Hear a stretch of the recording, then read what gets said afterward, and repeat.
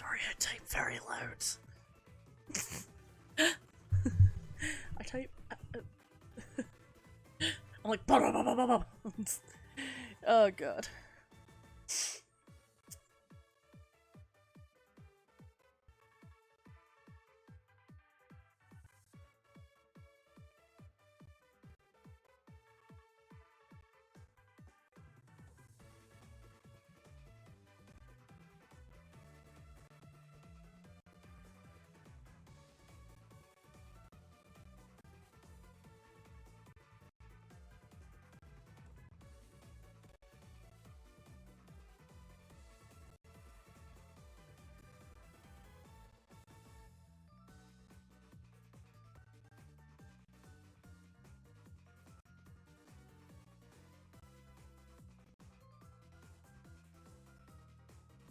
Yeah.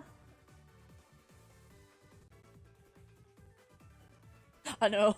To be fair, you could put hands and all that on a Kirby and it would look, or like no, you could put like hands and like feet on any pink emoji and it would just look fucking terrifying. Hi, I'm good, Axel. Thank you. Huh?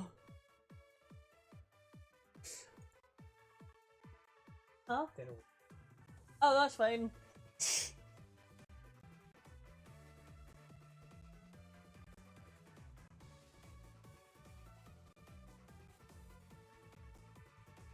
What were you standing there for? Just... My background. My wife is my background. Furry human hands is like, oh god, no, I've seen Kirby where they've just straight up like, oh god, I wonder if that fucking turns. Oh my god. Hello. I'm jump scared by my own sounds. I was like genuinely considering changing my my raids my raid alert to a clip from SMTV Live where Deck is dressed as Misty and like just goes, "It's Brian! It's Brian!" Because it's when fucking Brian from Westlife comes in, or just Westlife in general, they come on, and it would be like a really funny one because it's like, he's not here, is he? He is! Ah! Brian! Okay, I'm gonna call up the cat.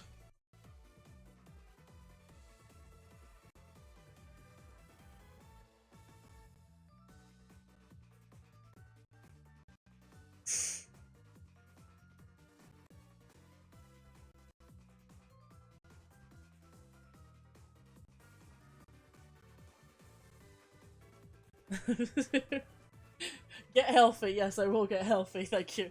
I see your clue what you're referencing. It's an old Saturday morning kids show that aired when, like, till I was about 11. No, actually, till I was just about to turn 11. And it's National Geordie Treasures, Ant and Dec. And they used to do, this was like from 2000, this particular one. And literally, they're dressed as Gary and Misty from Pokemon because that's when they started airing Pokemon. So Ant as Gary decides to use his ultimate girly Pokemon, and it's Brian from the band Westlife. And of course, when he comes on, Dexter's fucking screeching in this really high pitched shrill voice. Anyway, hi Puff. I still have no idea what the fuck you're talking about. Oh yeah, no, it's fine. It's the general thing that like Americans are just like, what the fuck is SMTV Live? I just remember fucking Saturday mornings on like Nickelodeon or some shit, and I'm like, guys, I was poor. I didn't have Nickelodeon. I had public service, or well, not public service, but we had like 5 channels. I had 5 channels until like 2008. So basically it would be like a news channel, the weather channel, and then just everything else in between. Well, we had BBC One, BBC Two, and then we had ITV. That was like independent television. Channel 4, which was like a little bit racier, and then we had Channel 5, which like sometimes you just got like a bare nipple on there, sometimes, or just movies. It was a lot of movies. unless my mum was getting me up in the morning, and then she would be like, Plum, get up, Fat Dog Mendoza's on, and it's like a really, really, really obscure 90s Cartoon Network show that was only made in the UK. And it only aired in the UK, but it's like British Canadian. Oh, gotcha. It was really cool. Because if you could find clips of it on YouTube, I'd love to watch it. Oh, I will get you full episodes on YouTube. What the fuck? It was a really, really weird, show. But yeah, there's a Fat Dog Mendoza, YouTube channel that has all of the actual shows, so, it's like kind of like a forgotten, like kid, Cartoon Network show, so, but it was based on, I think it was the comic book, I'm like, who's just gonna start, it's starting to play the intro, shit. No, sorry. Oh god. Right, okay. Yeah, I believe it was British Canadian, but it was made in the UK. It was like made primarily and aired primarily in the UK. Yeah, yeah. It's a Dark Horse one-off comic of the same name. I will send you a thing in chat if anyone else wants it. Please watch Fat Dog Mendoza. It's a really good show. Hello, Jacqueline. Oh, Erin Fitzgerald is in this! Oh, she plays Piranha May, which is Little Costume Buddy's best friend. She's the girl with the purple hair. But yeah, I didn't know it was Erin Fitzgerald. That's fucking Chie from Persona 4 Golden and upwards. Who else did it? Oh yeah, no, Erin Fitzgerald. She was also like several of the Junko voices. Mm-hmm. Brian Drummond. Oh, he's Vegeta, and Yajirobe in Ocean dub DBZ. Oh shit. Ryuk and Death Note. I've just said people are wandering into this, and it's just the autism has already begun. It's the, oh my god, which person is that? let's go look up their entire like voice thing on. Exactly. I know I can't do it when I'm watching a movie because then I'm like, who the fuck did this person play? Because I was sitting there and when I was watching, because I went to see Spider-Verse on Tuesday night, and I was sitting there and I was like, who the fuck voices the Spot? Because he sounds really familiar. Oh. I thought my J, Spider-Man. I thought it was like at first I thought it was like John Lovitz because he sounded a little bit like John Lovitz, and I was like, no, that's not John Lovitz.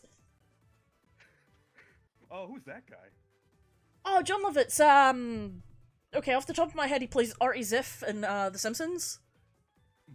Who the fuck else did he play? John Lovitz. I think he was the Critic. If you've ever seen the Critic. Or if you've at least ever seen the Simpsons crossover episode with the Critic. I don't think I've ever seen that before, actually. So the Critic episode of The Simpsons was the one where they have the film festival and everyone makes their own movies, and like Barney's one's like really like sad and like poetic. Okay. Hello, Shirokuro. Thank you for the follow. You little kiss kiss. Which character is my favorite? Oh god, who the fuck? Oh, yeah, sorry, give me a second. I will find a way to fix that. Or maybe I could just get a little closer on the mic. Yes. Oh, fuck. I guess while you're at it, you might as well add my, reactive. Yes, I do need your PNG. Just the PNG, or can I just give you my Fujitech link? Yeah, the Fujitech link would be great. Awesome. I'll be right there then. Oh yeah, no worries. There we go. Oh man, it's actually really funny that you're playing Sonic Origins right now, because like One of my earliest like childhood memories was actually owning a copy of Shadow the Hedgehog on the GameCube. Oh my god! Because I can't remember, how old are you again? I'm 23, so 23. I was born like right in 2000. So I'm like 7 years older than you, so I can tell you about like 90s shit. Oh hell yeah! Well, like what was it? We had like 4 TV channels until like 1997. Holy shit! Unless you were rich enough to own cable, and even then, you still didn't have like a ton of stuff. Wouldn't you have to pay for cable anyways? Yeah. Yeah. Jesus. No, yeah, it's a similar situation out here in the U.S. If you haven't paid for an ISP, for service provider. Like you get like, what was it? You get like PBS and shit. Yeah, like, PBS. Yeah, and you shit, get like basically. PBS, ABC, NBC, CBT. You know. Definitely the Weather Channel. The weather. See, we never got the weather channel. We just got it at the end of the 6 o'clock news. Oh shit. But luckily but fortunately enough for me, my parents were actually kind of rich enough to afford cable. So I have to grow. Oh, it wasn't.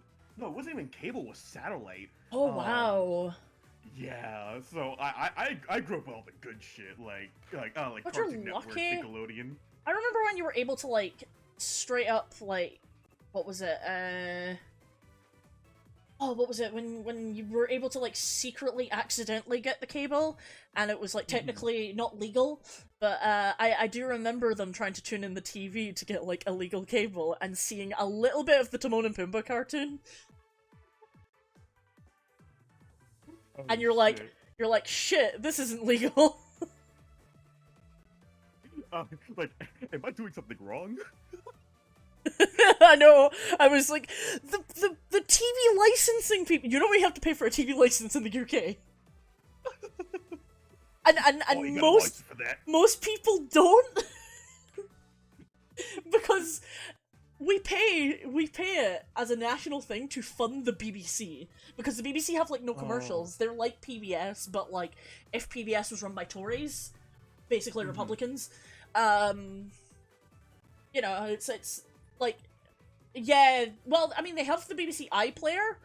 That would make sense, though. See, that's the thing, because the BBC have never had advertising in their like, like 60 years of running or something. 60, 70 years. Gotcha. I don't remember when the BBC first started. Give me just a second. Yeah, no worries. Plum, could you talk? Hello. No. M Tiny Plum Bear. Okay. Oh, do you want my reactor? Are you live yourself, actually? Yeah. As a matter of fact, I am. I'll get you.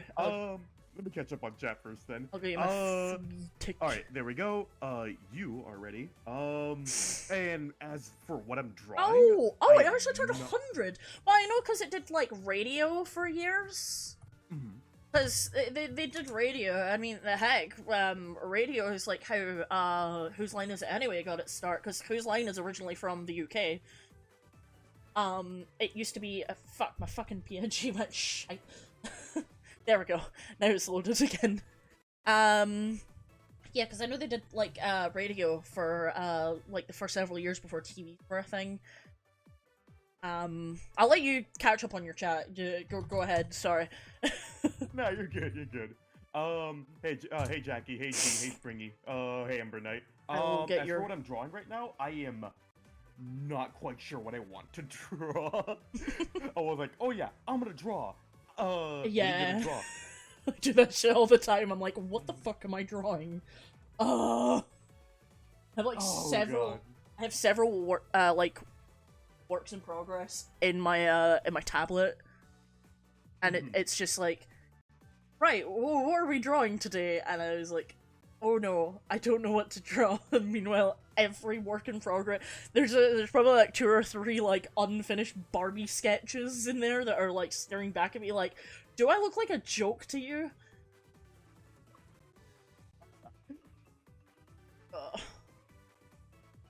There we go. Give me the QR code. Give me the QR code. Ooh, bunny girls? You got it, actually. That's a good idea. Wait, we like bunny girls. Yes, good. Oh, yeah. Boing, boing. uh, God, speaking of which... Oh, you know what? Actually, you know what I can do? I just remembered. Let's go to a completely different window. hey guys, my pinge. My pinge. Oh my god, my ping. You know what's the funniest part, Pluto? What? I already got it. Oh yeah, yeah. Same brain cell. Same brain cell. Same brain cell. Exactly. Alright, I'm gonna fill yours up. So I've got no, I've got a PS5 commercial. PS5 commercial? It's Final Fantasy. It's either me or the PS5. Did you mean like every fucking shitty girlfriend ever? Hi, girls, don't date a gamer if you don't like the fact that they want to play big new game. Oh yeah. Oh it's my. It's either me or the PS5. And Hi, I choose celibacy. like so anyways, let me just absolutely sweat on Modern Warfare 2. Let me I'm gonna have to. Oh god, my capture card audio is going like lower and lower and lower. Oh god. I have to restart. Give me a second. Yeah, take your time, I have to restart the capture card. So. Hold on, give me okay, British bit over. British bit over. Oh, okay, do you want my British bit? Bottle of water? I'm like, I'm not even from England. No. It's, I mean... aye then, you fucking jakey bastards! This is not a... what's it? This is not a message service, it's a pizza shop! That's literally, like, one of my favourite prank calls ever. Oh yeah. Dude. Oh god, that... It was from that BBC Radio 1, and it was a guy that used to call it the same pizza shop, and like... Have you been in an accident that wasn't your fault? I don't know, it's like the way that, like, Americans can, like, I don't know, quote the Quiznos commercial or some shit, and it's like, here I am, like, quoting commercials from probably, like, 30, 40 years ago. Like, or actually, no, it would be 20 years ago, and it would just be me, like, singing the Crusher commercial, because that's what a lot of people who have actually... a lot of people who have never actually, seen the Crusher commercial, when it's people from America, they tend to compare it to the Quiznos commercial, because it's kind of the same thing, where it's like, random, like, human eyes on weird animal things, but it's like cats, and it's, I go like, I want some Crusher, a little Crusher. And it was literally just like the stuff for making, like, it was syrup for, you put it in milk, and it was just kind of like Hershey's syrup. Mm-hmm. So it was like a way of like making chocolate milk. In my honest opinion, Crusher was just not that good. I was a Nesquik child, and I always will be, except now it's kind of pricey, so I tend to... and it doesn't always mix super well.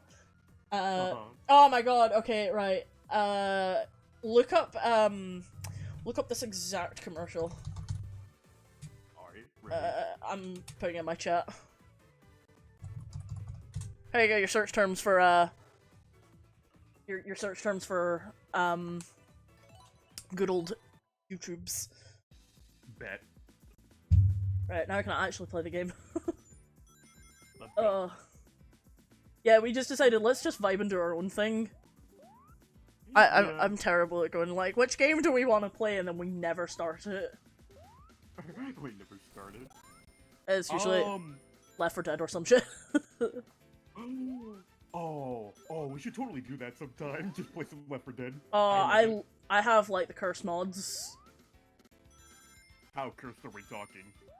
Like, I can replace every, common infected with, like, Oni-chan screaming anime girls. No Those way. models are straight up ripped from Koikatsu. Oh, they are? Yeah, because I know the outfits and the hair. Oh, yeah. But here's the real question, though. Fucking, did you actually pay, like, the $60 for Koikatsu? Or did you sail the high seas? I went for the better repack edition. the Same. better repack. My girl plays too much Koikatsu Party. What was it with the series lore that was I familiar with? And also, actually, yes, I was the kid that ate a spoonful of the Nesquik powder. Honestly, same. It's like the childhood version of like the cinnamon challenge. Oh god, don't remind me. I still love that Glozella video. She's so fucking funny. That woman is like going through it. Oh yeah. Oh. I'm too scared to the future in case like I accidentally future. Hello, my waifu has appeared and she brings pasta. So I'm gonna occasionally pause and just eat pasta. Oh, Sonic lore. Oh my god, those fizzy drinks powders, the vitamin tablets. Oh my god, I was like, cause I remember we had like those gummy vitamins. We never had the Flintstones vitamins. So when I hear people talking about it, I'm like, I can't relate. But I do remember the orange like vitamin tablets. Oh. Oh yeah. I remember a bunch of kids. I remember actually stumbling this middle school. So about like crushing stuff and storing them. There was a bunch of kids at the time who were sitting right next to me in the middle school lunch table. And I saw them from start to finish pull. Have you heard of Pixie sticks? Oh yeah, Pixie. I was going to say because we So had you them know as well. where this is going. Yeah, I was thinking Pixie sticks because like we had Pixie sticks and they used to come in like the little plastic tubes. It was basically like if you just ironed like the end of like a plastic straw after filling it with like sherbet. Yeah. Except ours were made of paper. Ah. See, we had something like that, except they're called like flying saucers, and they were made of rice paper because the whole thing was you were supposed to eat them. And it would, like, get stuck to the roof of your mouth just like peanut butter. Oh. Oh, shit. What was the other one that we used to do? Oh, we used to get, chocolate cigarettes. Wait, chocolate cigarettes? So, the whole idea of it was, the whole idea of chocolate cigarettes was it was like a stick of chocolate and it was wrapped in, like, basically just, like, cigarette paper. It was just that really, you know, like really thin cigarette paper. And, yeah, I think obviously you're supposed to peel off the paper and eat the cigarette, but, like, pretend you were smoking. And they came in, like, realistic-looking cigarette boxes. They don't do them anymore. But, straight up, I remember just as a kid, and I still do it to this day, because I think they still sell them some places. I used to eat the entire thing whole with the paper and everything and going, yum, très magnifique, you know. And no wonder I have pica. It started with me chewing on my fingernails and now it's, and then it got to me eating paper. I used to eat the wood chip off my wall. What the You actually did? Yeah, I used to pick off, like, because I had wood chip wallpaper. It was, like, the state of any, like, apartment that was probably around, like, the 70s, 80s, 90s, and onwards. We moved in there, like, the year 2000. I remember I used to just be like, my walls were a state. Like, when we left, when we moved out there, like, half of, like, the wood chip and bits of the wallpaper were just, like, missing, and I was like, it's been a good 16 years, but I must go now. I stopped eating it once I got to probably about 13. Yeah, I mean, it's just you're just having a little snack. That's all. Exactly. Like, man, I'm hungry. Oh man, yo, Plum. Is there any like particular? Speaking of food, is there any like particular, like snacks or drinks, that just instantly hit you in the nostalgic feels? Cheese strings. So straight. Cheese drink. What are those? So basically it was like a stick of cheese, and the idea was you were supposed to like peel it bit by bit because it would be stringy when you like peeled it. They still do them, and I ate the last one in my fridge like 2 days ago. But they do them that's twisted with 2 different types of cheese. So I think it's like white cheddar and like orange cheddar, and they're so nice. But I was like the little Neanderthal that would just bite the entire thing whole. I would like peel it. I would peel it twice and then just like scarf it down like an absolute goblin. I mean, honestly, I would have done. Honestly, I would have done the same thing. Hell, I did the same thing when our school used to have a bunch of used to sell like what was it, string cheese. Yeah, that's basically the same thing. But we had like ones that I only found out like a few years back that they had ones that were pizza flavored, and then literally about like 2 weeks later they came back. What?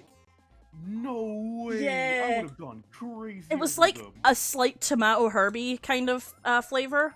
The only one thing I was really pissed off about was several years ago we used to have because I love Lunchables.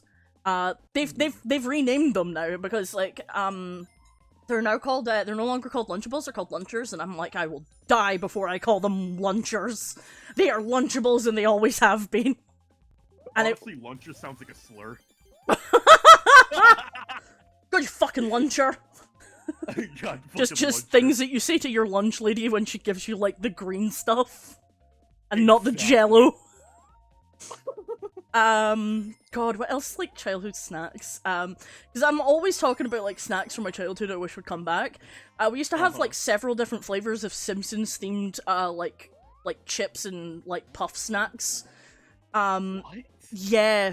I love telling people that like my first entry my entry level pizza like flavored thing was oh god, sorry. Bart Simpson's Eat Your Shorts.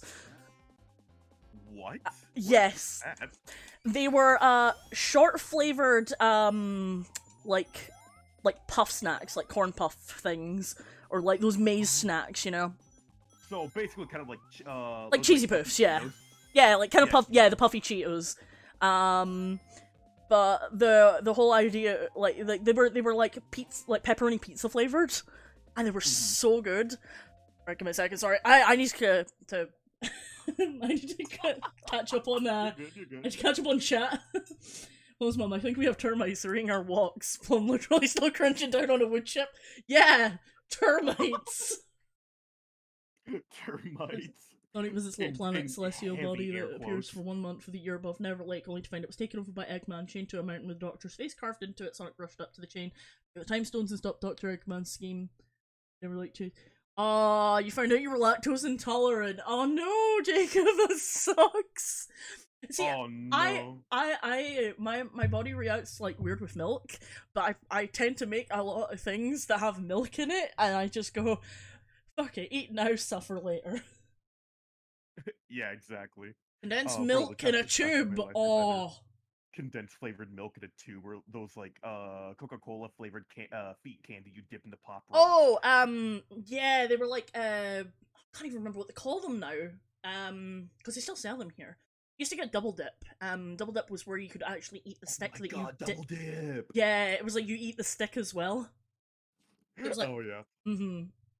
I don't even I don't even eat like the powder with the stick. When I remember when I was a kid, I would just go straight for the Yeah, I'd go straight for the stick. Yeah. I would like no, lick not- it twice, dip, lick, eat the stick. No, I with my just eat dearly like the powder dunkers. first. Oh. Oh shit. Oh man. Oh god. One that personally gets my vote is they're both drinks actually. One are like virgin pina coladas. So like Ooh. so like the ones without any rum in it. It's Yeah. basically just it's basically just pineapple and coconut milk. That sounds Like, banging though. It really does. Like when I was a kid, I when I first spent my first couple of years in Puerto Rico, we actually used to live right next to a restaurant that my aunts and uncles actually owned, and all the time whenever I would go there, they were like they would always serve me virgin pina coladas because Yeah, you're like a small baby, yeah, small tiny baby. A tiny kitten. There you go. When I was but a week. When I was but a wee kitten. Exactly. And another drink that that activates my childhood neurons is like a brand of grape soda called Old Colony Uva. Basically just grape soda. It's just grape soda, but it's like, to me, it is the best grape soda I've ever had. Yeah, it's like if it went away and you got it again, it'd be like you were like enclosing like a drug deal or some shit. Exactly. You would enclose a drug deal just to get it. Like, please, come on, man, I need my fix. Come on. And then you just like slam your face down and snort more double dip off the table.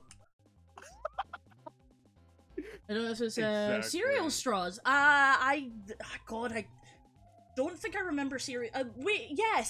Yes, we had. I think we had cereal straws. I feel like Cocoa Pops did them at one point. Mm-hmm. They actually brought back they actually brought them back for a little while. Cereal straws. Mm-hmm. And the funniest, and like how I found out was the funniest fucking thing.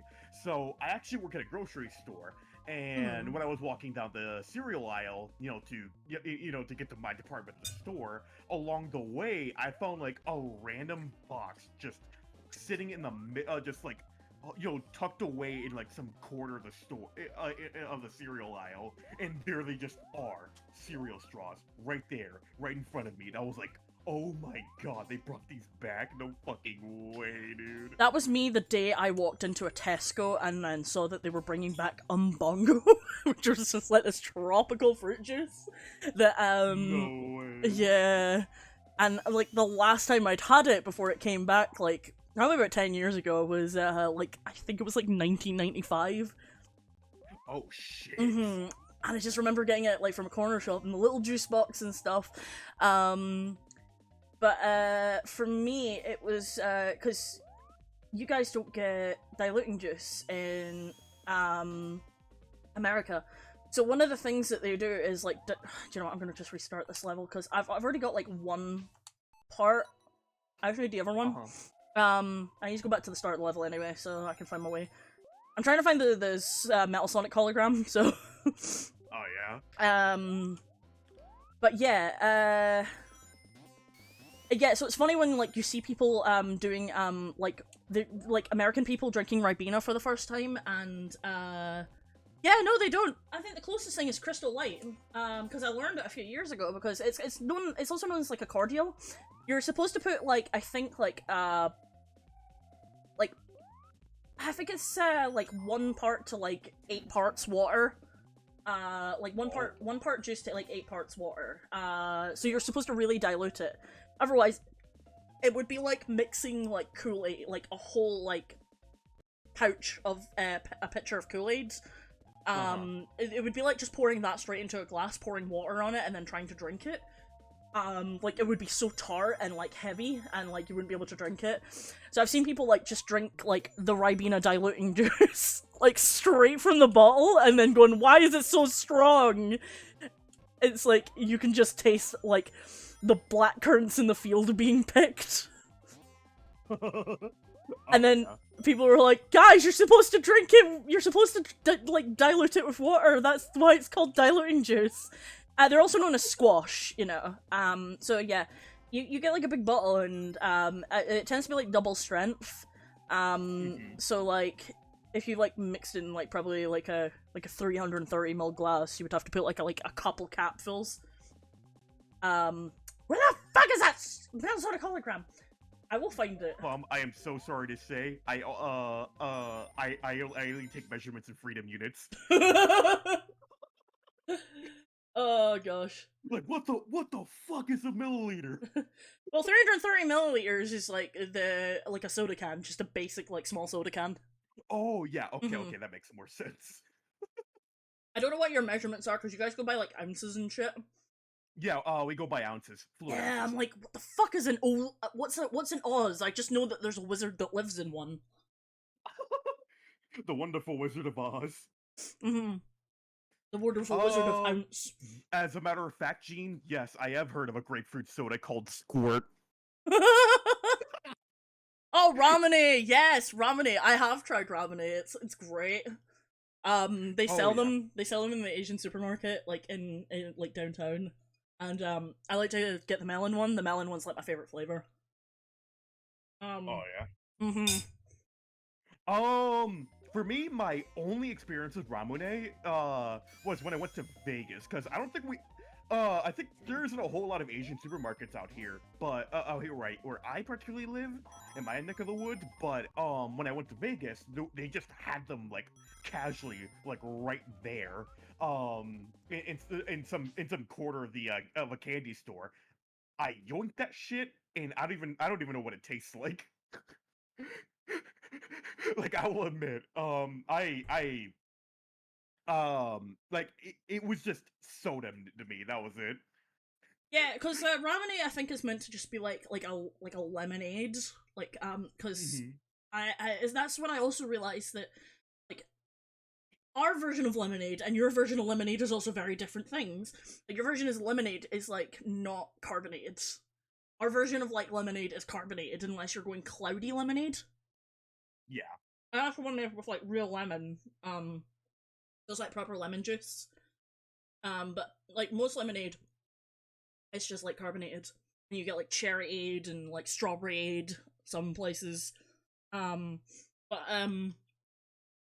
as for Ramune, I tried it before, like before I found out, like, but it was an Hmm. off-brand version of Ramune I tried in 2008, and I didn't actually know how to open it.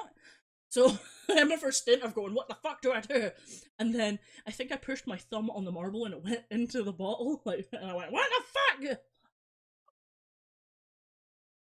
Yeah, it's Oh god, I forgot I even had a marble in there. mm-hmm.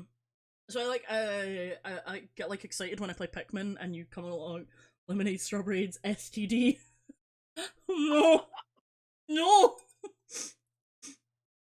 Oh god, speaking of Pikmin, I'm actually really excited that they actually re-released Pikmin 1 and 2. I've always wanted to play it as a kid. I've been Um, crying for that to get ported for years, and Nintendo finally did it. The mad bastards. mhm. Because I've been oh god that my fork on my plate made a horrible noise. Um, because the thing is, I love Pikmin. Mhm. I was around when Pikmin came out, so I remember playing it in like a Virgin Megastores, like when I was 9, and like Oh shit. yeah, because I used to go there every weekend, when I was a kid to play Melee, because like I was just standing playing Melee with this full grown, nearly adult teenager, Yo. and he would Oh always my kick god. my ass. Oh my god, that just reminded me. I remember back in my old McDonald's location, they actually used to have GameCube stands. We never got them. We never. I didn't live at like Oh. cool. I didn't live in like cool areas where like McDonald's like that existed. But I do remember like the McDonald's play place or Oh like my the kids corner in McDonald's. you don't even have the play place? Well, where I lived, when you went downtown, you had one that was just in a building and it didn't have a play place or it didn't have space for one. Um, Oh. it just had the corner where you'd have your birthday parties, your like Ronald McDonald birthday parties. Uh-huh. But some people from the UK were confused about the whole Grimace thing. And they were like, when have I don't know who Grimace is. And I was like, we got Grimace, guys, because we got like the McDonald Land character toys. Oh I, yeah. I have a backpack from Loungefly, that's shaped like a Happy Meal box, and it has the McDonald Land characters on it, going into a McDonald's building that is meant to be like what the box is shaped like, and it's Oh, mm-hmm. Oh God! Speaking of McDonald's mascots, you remember when they, you remember when they tried to completely replace With Ronald the McDonald? fucking terrifying Happy Meal box? Yes. Oh yes. No, we did have the McDonald Land characters, because we did get their Happy Meal toys. Because I've watched, like, early, I have, actually, I could, like, totally, like, ratio anyone that says, like, we never got the McDonald Land characters, going, yes, we did. I have a whole ass book. I have a whole ass book that talks about Happy Meal toys Uh-huh. and their regional variants from, like, the beginning of Happy Meals to, like, right up to, like, the end of the 90s. Oh yeah. Oh, the don't ever Klasky watch cartoons. Supo! The Klasky Supo, McDonald. Yeah! That was lost media for years! Oh, the thing that Jackie just, the Jackie Yeah! just Yeah. yeah. So it's run in that very, like, Wild Thornberrys, like, Rugrats kind of, appearance. Also, yes, I have finished my dinner now. She was like, have you finished your dinner yet? There's some weird Sam McDonald comics over here, and you don't have your copies anymore. I wonder if they're, like, on eBay or some shit. But yeah, we didn't get the McDonald Land cartoon. I know that was just like a, I think, Halloween thing for, like, McDonald's in just America. But yeah, no, we did get, like, the McDonald Land, we did get the McDonald Land, like, toys, because I have one of, Birdie. It's meant to look like the box of fries, and then when you open it up, it's just, like, Birdie dancing. Oh shit. So you like, popped, like, the fry lid off, so it was really cool. But we don't even get, like, Happy Meal toys. We get, like, little tiny plushie toys. Or cardboard. That's why I never collected the Mario movie ones, because I was like, I don't want ones that are probably gonna dissolve in about, like, 50 years. Yeah. I have the Mario toys from, like, the mid-2010s. It was when, it was 2015 when they started doing them. And then I think they did, like, a second run where it was all, like, little games, so, like, it looked like a little, like, pachinko machine or something. Something like that, or I can't even remember now. Mario Gotcha. Mario Gotcha! Oh, damn it! I can't find this fucking thing. I'm just suffering right now.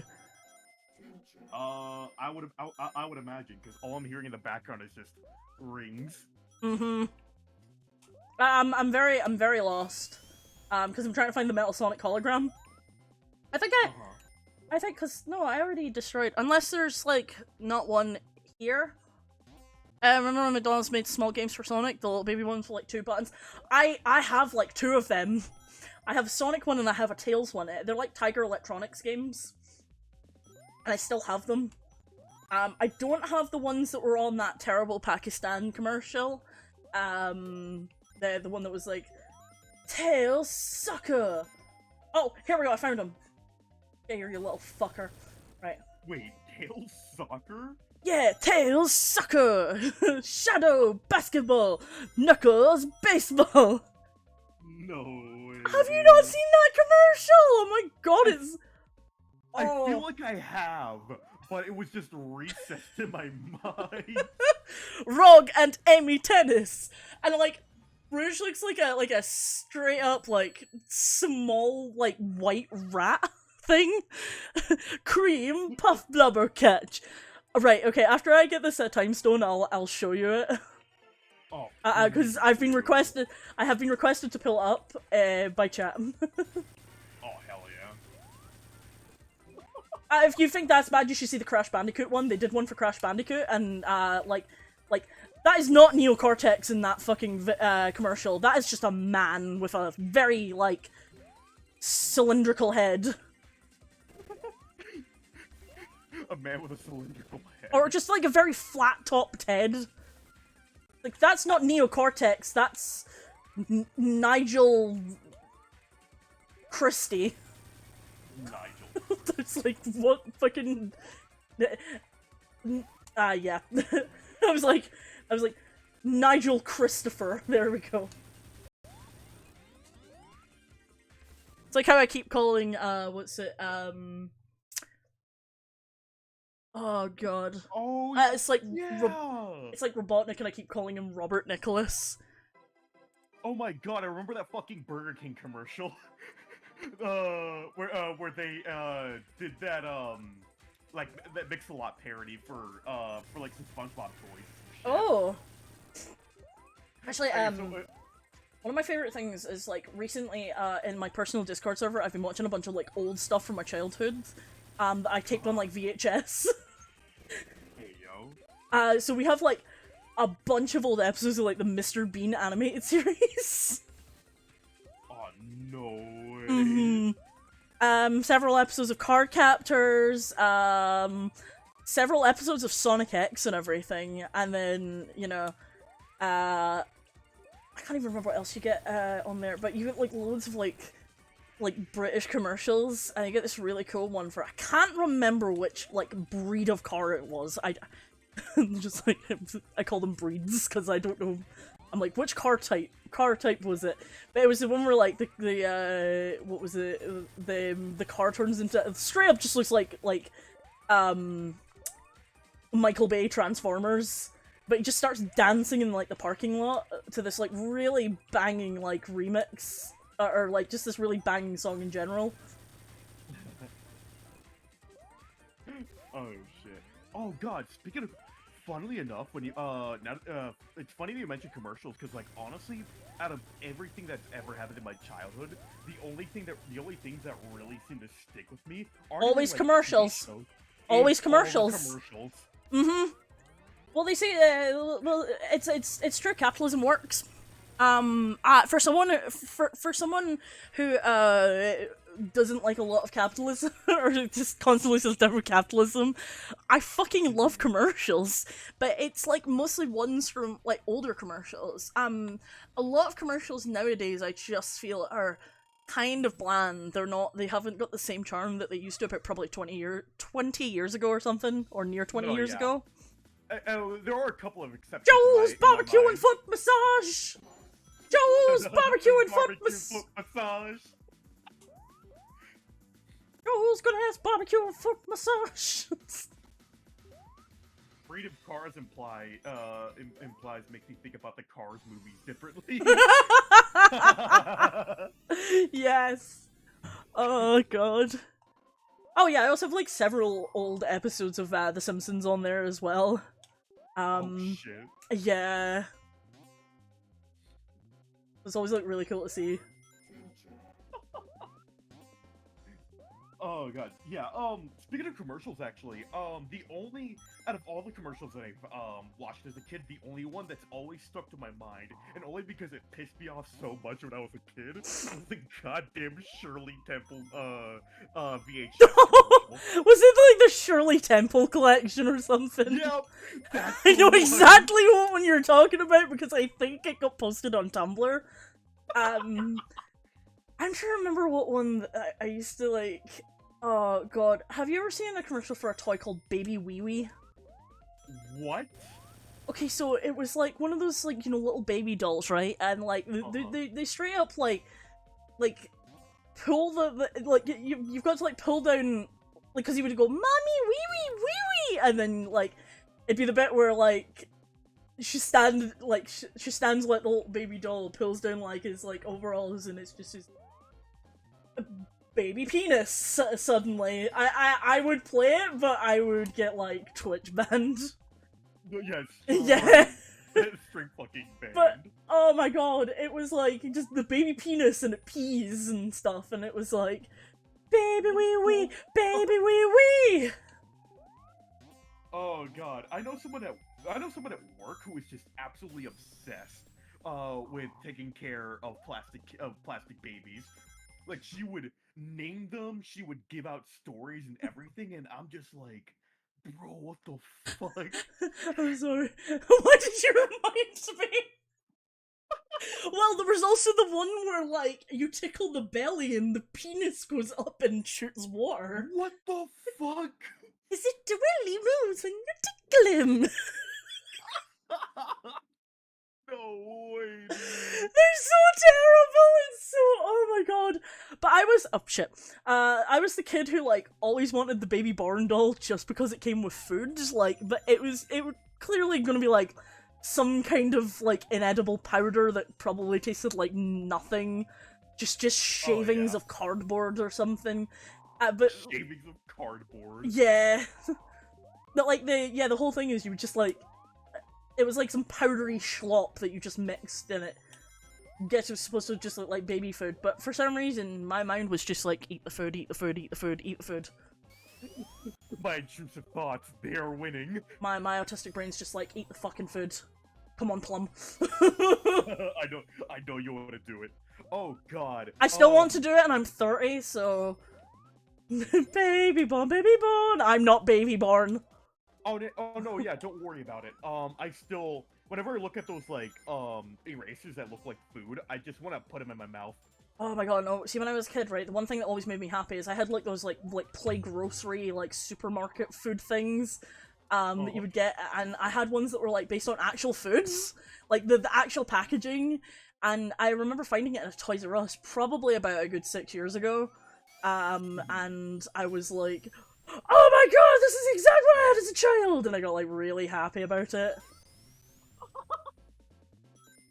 Oh, shit. Oh, I think I've got all the time stones. Yeah, I do have all the time stones. Okay. Awesome. I'm just gonna get the holograms now. What's next? I'm gonna hear about Barbie's dream house.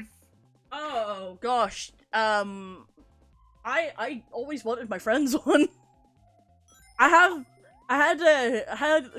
it's because I had miniature food, and miniatures make my brain, like, go hee. Oh god, then I imagine you're that kind of person who would spend, like, a lot of money on hours Sylvanian families. diorama videos. Oh, I'm subbed to a channel on YouTube, but I don't watch them a lot. But my god, if I could, I would. Don't worry about it, because I pretty much did the same thing. I love the rement culture, it's so cool. Oh yeah. Like hell, that alone made me wanted to get into Gunpla, but if I Gunpla is so expensive as well. I have a couple of like kits like from Gunpla like sellers. There's one of like this kind of like, she's got like a swimsuit on, but like she's got like, kind of looks like a Strike Witch's character, but she's called Lulucy. And I don't know which kind of like Gundam-y Gunpla show that she's from, but yeah, she's got like bear motifs, and I had to buy her. Oh, no way. Yeah, I think I put her together at the con last year. I was like partially putting her together, and I was like, I love her! Oh my god! Yeah, I had her at my table, that was it. I was like putting little bits together, like either there or in the hotel room. And I have a few of the Gundam bears. I love the Gundam bears, because you get so many of them. So I've got like a blue one, and a pink one, and this little purple one that has a drum, and he's called Rum Pum Purple. Oh, wow. And the idea is you're supposed to set them on, like, you're supposed to set them on the back of, like, the bigger Gundam bear. And I was just like, oh my boy, I love them.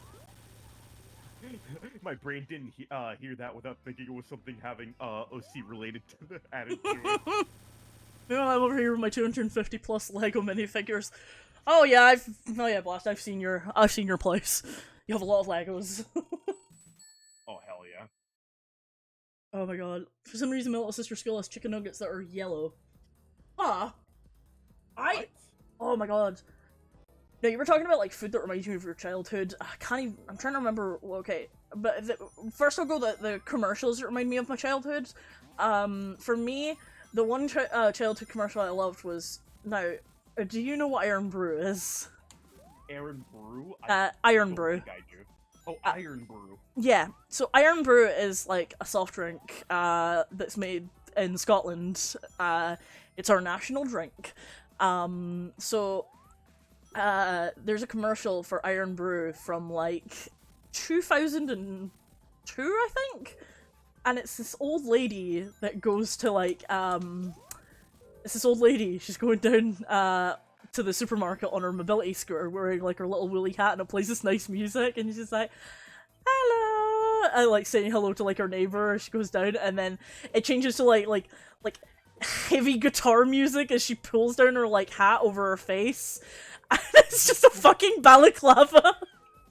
What the fuck? And she goes into the store and just like she basically like runs her mobility scooter into the window and like knocks down the window and then drives around like the fucking supermarket and steals like a whole like basket of like Iron Brew, and then goes out and the girl's like, "Get the door!" And then you just see her running over like those spikes that are to stop her from like getting away. Oh yeah, the fucking and the guy goes, like, the cop goes, "Step away from the vehicle!" But it's like, do do do do do do do do do do do do do do do. Oh god. Man. Oh, that's definitely from the 2000s. Yeah. Like, It's so early 2000s. There was also the one with the boy that's talking to his like his grandpa, and he's like, "What have you got there? What are you drinking there, son?" "Iron Brew." "Come on, give your old granddad a sip." So he takes out his like false teeth and then just slurps it. And like his grandson's just looking at him like, "What the fuck, man?" And then he goes like, "No, that's alright, granddad, you keep it."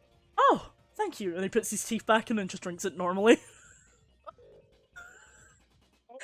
So I have a genuine question. What even is Iron Brew? Is it we basically don't just even like, we don't even know what the flavor is. What the They make a point of, they make commercials that have people like straight up just having like death-defying arguments over what flavor it is. It's like, what was it? It was like, "Yeah, it's like Tutti Frutti or something." It's like, "Yeah, no, I think it's the nice taste of bubblegum." It's like, and that's what he gets for saying Iron Brew is Tutti Frutti. "Yeah, I think it's like kind of Tutti Frutti." And then they're just like rolling up the guy in another like carpet to throw him out because they're like mafia bosses and shit. Oh shit. Oh man. Honestly, when I think of Iron Brew, I just think of it. It kind of tastes like root beer. It doesn't actually, because I've had root beer and it tastes it's really hard to describe the flavor. That's why a lot of people say it's kind of like Tutti Frutti, it's kind of like bubblegum kind of thing. It has some flavor. It's Iron Brew, like, made from girders. It's brewed in Scotland under a secret recipe for about 100 years, so no one knows what it's made from. But a lot of people do say it's like a mixed fruit soda kind of thing. But it does have a very, very specific flavor that is, like, incredibly, like, impossible to describe. So it's just kind of like one of those, you won't know until you try it. Yeah, basically. And then it's just up to you after that to figure out what it's made of. I have no idea where I'm going in this game, so I'm gonna go back again. That had sounded like a scene in a Tarantino film. Yes, it did. But yeah, they had a very controversial commercial that's kind of transphobic, where it was like a family sitting around a piano and the mum goes, "Even though I used to be a man, even though I used to be a man," and like her family just straight up stares at her like absolutely horrified. And it was oh no. Jesus. It got banned very shortly after because of like how pretty shitty it was. And it was like, oh, give me a second, I'm gonna go like title screen and I'm just gonna redo this. Oh my god! Pillow pets! It's Pillow? a pillow.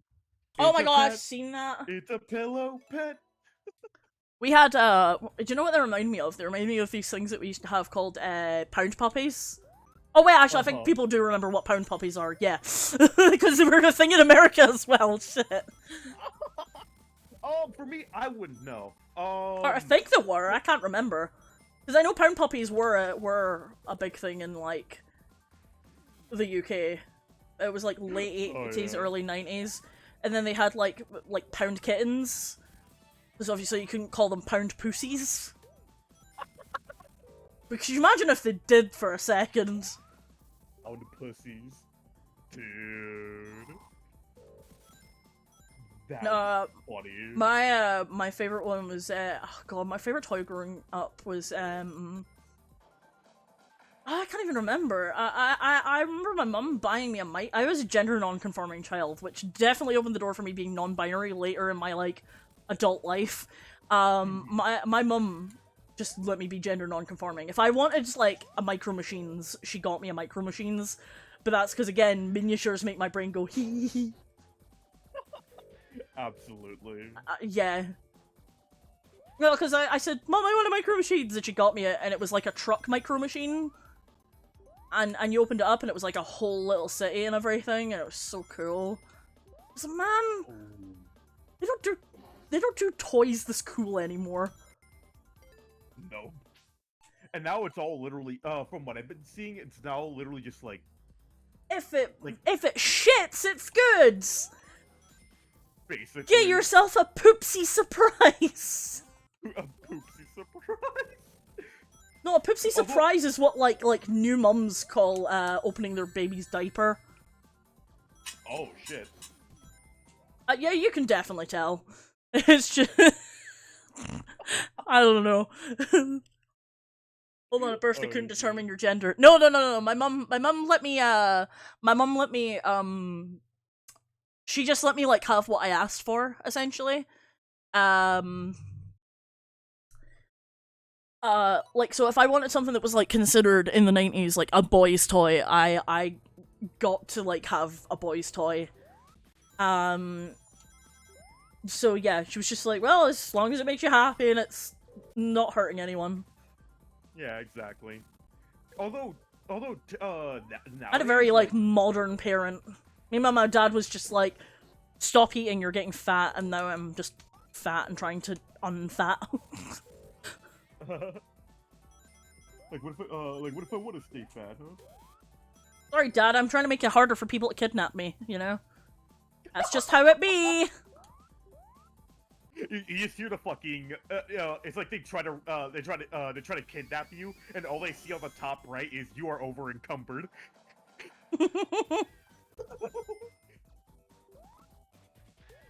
Ooh, yeah, the Power Rangers toys, 100%. See, I never heard the Power Rangers toys, but I do remember when Pokemon first came out. I can tell you about that and how fucking popular it was. Please do. Oh my god, yeah, so I love telling people who, like, never grew up at the very, like, that never, like, grew up before Pokemon. Because I'm always so excited about it, because I'm like, yes, I can tell you what it was like going into, like, primary school. A minute, at birth they couldn't determine. I meant to the gender non-conform stuff. No, gender non-conforming means, like, you don't conform to, like, certain gender stereotypes. Because I still played with what was, like, girls' toys, basically, as they call it. You know, like, the needless gendering of things. I mean, I was around in the era where they gendered, like, the McDonald's Happy Meal toys and stuff. So you got the girls' toy, or you got the boys' toy. It was usually, like, Hot Wheels and Barbie. Yeah. But yeah, unconfirmed. Yeah, no, it's gender non-conforming. That, yeah, it means you just don't conform to specific gender stereotypes. So, like, what most people would have looked at me as a child playing with and been like, why are you playing with, like, what is meant to be, like, a boy's toy? I would just be like, fuck you, I'm, like, 6, let me play with my fucking Micro Machines, bitch. It's just like, why are you playing with Hot Wheels? Because cars are cool. I got Hot Wheels and never knew how to put the little fucking tracks together.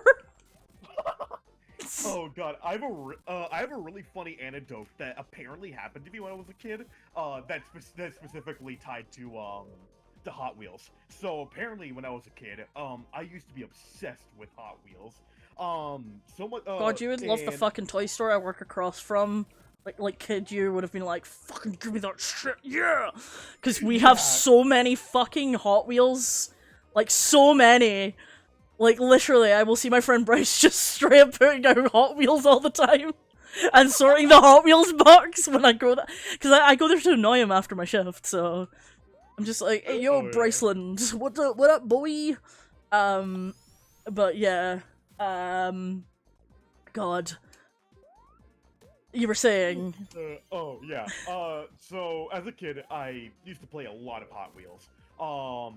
But when I was, like, a little too young to remember anything, apparently, a couple of my cousins and I were, actually playing with Hot Wheels, and at one point, I had a specific car that my cousins won, so they tried to, so they tried to, like, oh, what's the word? Like they tried to hoodwink me basically. So they tried to swap my Hot Wheels car with like another one that I didn't really like, and apparently I somehow figured that out almost immediately. I grabbed the car that they tried to give me, and I just straight up chucked it at at the same exact cousin. No! Oh no! Straight headshot. But okay, so I'll tell you about Pokemania, like circa 1998. So I started primary school, elementary school, essentially, like first grade, basically. I went to first grade, so I was about 4.5, mid 97. Now I remember around it was about 98, 99, so it was primary 1 or 2. I was about 5, and I remember Pokemon coming out, and it just taking off, like, immediately.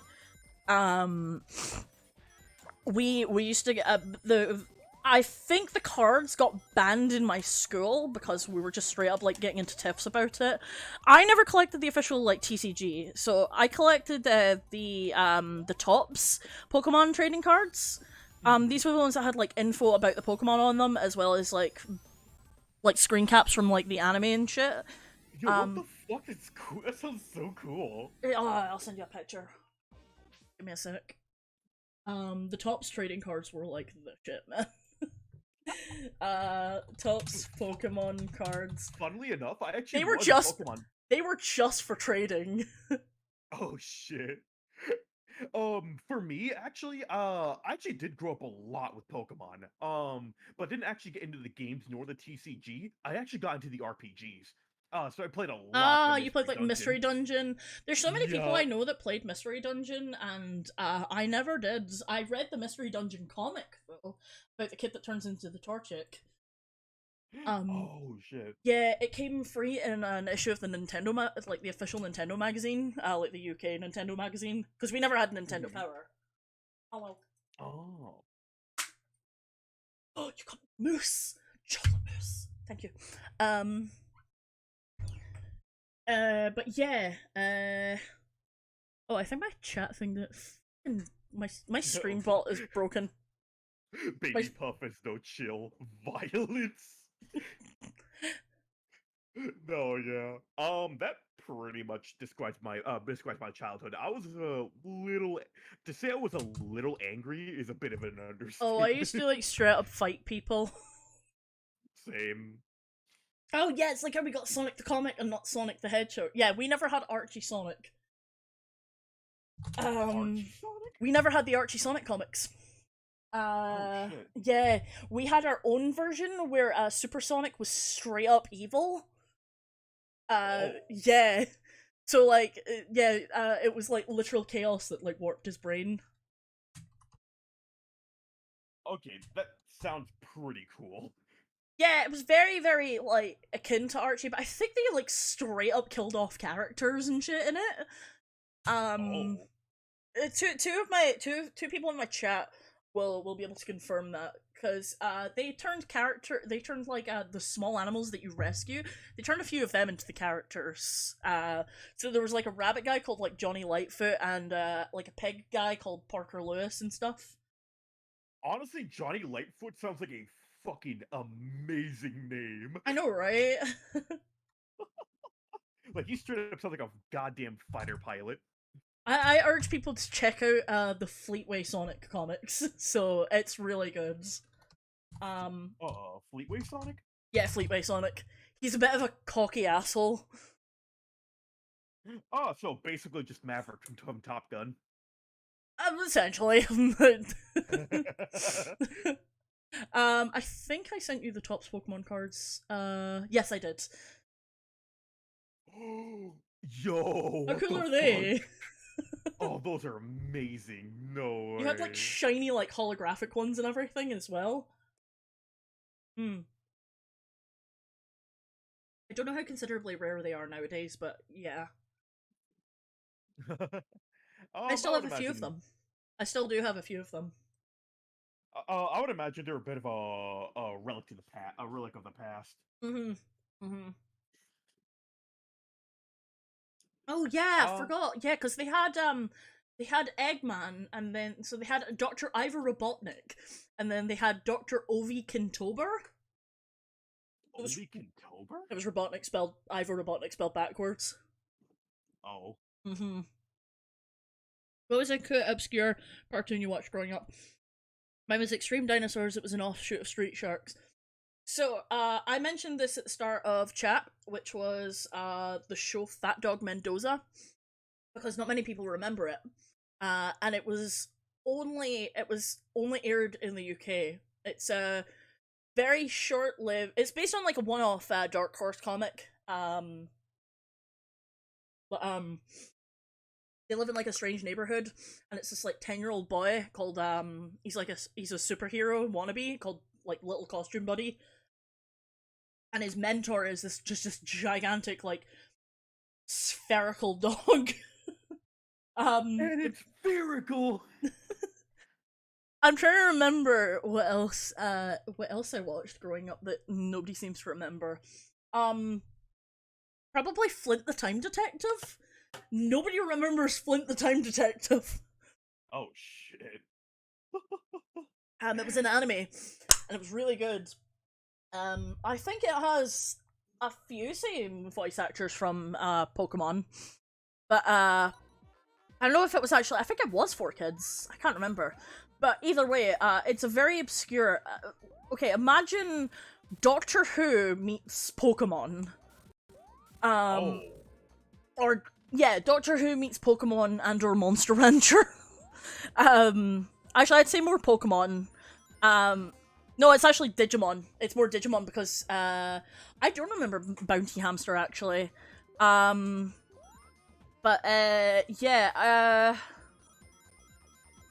yeah, Flint the Time Detective. So it was like these two kids called I can't remember what their names are. I know one's called Sarah, but I can't remember the name of the boy. So I think they're like twins, and but they look nothing alike. Oh, Clifford! Oh my god, I remember Clifford. Ooh. But yeah, what was the thing about it? Yeah, so they would go back to certain periods in time with like famous like historical icons and shit, and they would have to stop the future, like the bad guys, Petrofina and our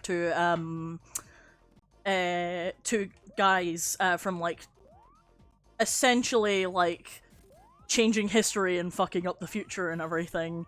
So universe. So yeah, the idea was like to stop like shit from happening, and stop the future from getting like fucked up. But like, there's one where they go to like the past.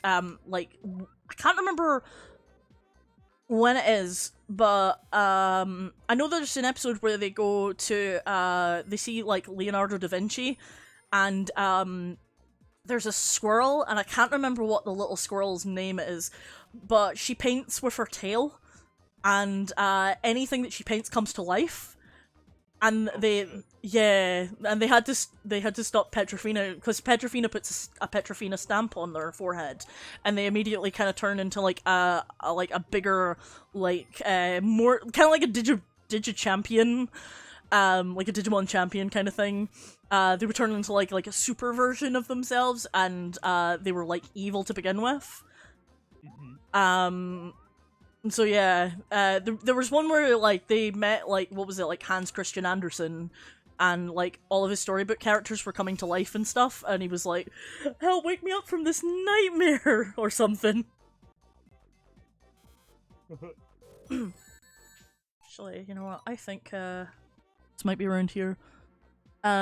For Plummy's friends who don't know, Sonic the Hedgehog was a brown hedgehog with average speed until he met a scientist, Dr. Ovi Kintober, who was studying 6 of the 7 emeralds trying to simulate the 7th, the Grey Emerald, a controller of the other 6 artificially. Oh! Oh, Jetix was a fever dream of a block? Yeah, because, like, I remember when Jetix was still Fox Kids. Because that was a fucking blast in the past. See, I know more anime that people have not watched that I've watched. But yeah, as for like childhood cartoons, I think it's like you find a few, and then you're just like, oh yeah, oh yeah, like I vaguely remember that, but then I keep finding shit from like my childhood that I remember. I can't remember. I think it was like Rude Ralph was the name of the one CBBC show I found, and it was like one of those like, because we used to get a lot of shows from Canada. We got tons of shows from Canada, and you would get like shows from Australia. It was like the 2 popular countries to get shows from would be like Canada and Australia. Oh shit. Yeah. So we get like we would occasionally get like a show from like Australia called Round the Twist about this family that lived in like a lighthouse. Found them. And then you would get, can't even remember what else you would get. You would get, like, there was one show called Wayne Manifesto, and it had, like, the weirdest intro ever. How weird.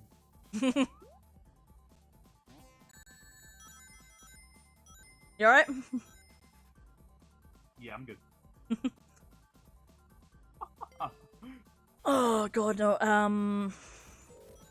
can't remember what else it was you were talking about earlier that was like, yeah, I think it was like drinks from your childhood. I remember when, around the time Sunny D got banned in the UK. Oh. Yeah, Sunny D was like gone for about a good like 10-11 years.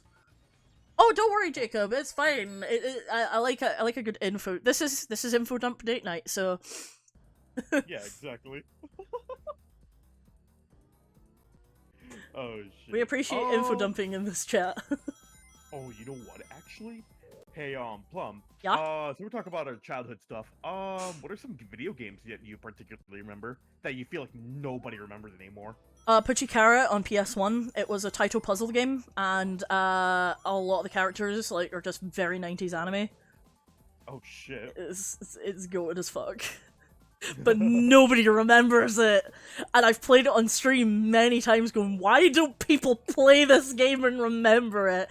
The other one was Klonoa. Feels like nobody remembers Klonoa until the Fantasy Reverie collection came out. And nobody knew who Klonoa was. And it was like, a lot of people were experiencing Klonoa for the first time. And I'm like, fucking yes! I've been telling people to play fucking Klonoa for years. It's a game that looks really cute, but actually has a really, really sad story behind it. I fucked that up. Oh yeah, there's like straight up like they hit death and everything in that game. Like it's a like very cute kind of like ethereal looking game, but yeah, they will straight up like just cute guy and like cute little bunny looking guy, and then like you know yeah, there's like fucking death and like nearly the end of the world and everything. I could already hear just straight up, but you didn't have to cut me off. Oh my god. Like it's just so like lore filled. Mm-hmm. Oh yeah, it's very lore filled. Well, without giving anything away, the basic like spoiler free synopsis of the game is Klonoa and his little like spirit friend who lives in like the giant ring he uses to attack things, or well, inflate them and then throw them at enemies. Hupo. So Klonoa and Hupo, suddenly this like thing crashes into like the side of a mountain on the village of Breescale. It's like the Wind Village, because Hagi's known of like Klonoa of the Wind. But yeah, it's like this thing crashes into like Breescale, and they go and investigate it, and there's an evil like magician guy called Gadius who wants to like take over like the world as his own, and he's like a little scrimblow dude called like Joker, he's just like a little bald guy with like a jester kind of motif. But yeah, they're supposed to, because they've stolen the Moon Diva Lafisa's pendant, and Lafisa's song can the world will be reborn when Lafise sings her song. Because again, she's like the diva of the moon, and the whole thing is they're supposed to stop Gadius from getting that pendant, and they're supposed to go and like talk to like many other people in different kingdoms and shit, and then you find like evil versions of them, and so there's like this like fish that you find called Corral, and you've got to like sort of fight her mother Pamela, who's like become like evil and shit. But yeah, I'm not going like too much into spoiler territory. It's just like a couple of bosses and shit. But it has such a good soundtrack, and it was one of those 2.5D games on the PS1. Oh, where it's like Tombi. all Final Fantasy 7. Huh? Like all Final Fantasy 7. Well, that one was more just sort of 3D characters on a 2D plane. So that's still technically 3D, but with like pre-rendered backgrounds. This was more like it was 2D pre-rendered sprites on a 3D background kind of thing. Have you heard of the game Mischief Makers? I don't think so. So that was an N64 game that did the 2.5D. So they had like it would be like 3D backgrounds on like 3D backgrounds, but like the camera would stay in like the same place and such. So it'd be like fixed camera, and then yeah, all the sprites would be like pre-rendered and shit. And it was really good, but I'm like really wanting them to bring it out on the Switch N64 expansion thing, because that game is goated as fuck, and it's made by Treasure, who made like Gunstar Heroes. Oh shit. That and the Astro Boy game. I love the Astro Boy game, but like the Game Boy Advance one. Oh, I just saw what kind of puzzle game was it? I think that was about Poochie Carrot. It was a Breakout. It was like a Breakout clone. But your whole idea was to drop big, like, chunks of, like, crystals and such. And you were supposed to use that against, like, your enemy. And they have, like, a hot bunny girl as like one of the characters in the entire like lore of like the game has lore, so the whole thing is like they're trying to find like the 12 birthstones in order to make their wish, and like her wish is to have like all the men in the world as her servants, and it's great because once you get the ending screen, she's just sitting there with all these like men surrounding her. I have to say, I can just imagine it's just a like a picture of her, and it's just a caption, this is this pic goes hard, feel free to share. I will show you that end screen picture. Fucking go for it. Oh, but she is like total waifu material. Like, she has that, like, peak 90s design, but yeah, it was one of those games that you can find on, like, Title Legends too, because it was, like, it was, like an anime puzzle game. Mm-hmm. There you go. But anime puzzle, like, arcade game. Oh shit! No, yeah, that really does go hard. What the fuck? Yes. Oh, I love her. She's like the best character. But the whole lore of the whole lore is meant to be that it's implied that two of the characters are her daughters. Yes, that is Uh-huh. the game with Poundland Heihachi Mishima. Because there's an old man called Opal, or Opa, and it looks like Heihachi. I'll send you the like it's like the arcade like kind of brochure art. The art in the game is just so good. Oh, you should. I don't know if you're. Am I allowed to post like links in your chat, or is that like a no no? Oh, go for it. Awesome. Right, I will quickly grab copy image address.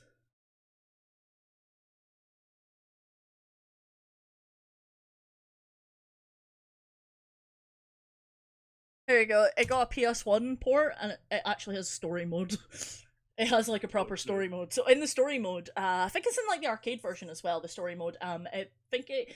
Yeah. So it does heavily imply that the girl with the big glasses and the girl with the purple hair. That's like yeah, the girl with like the purple hair down on the bottom.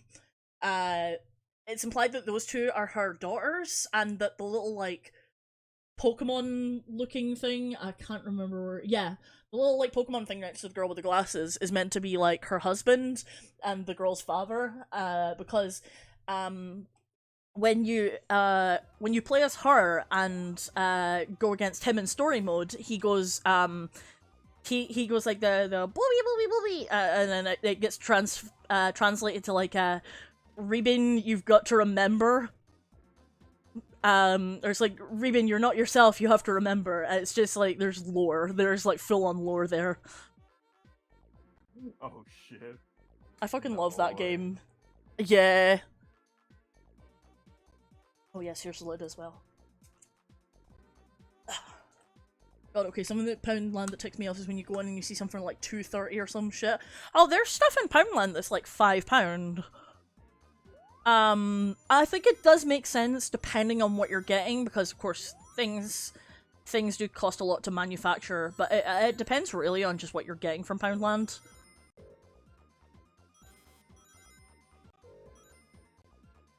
Poundland.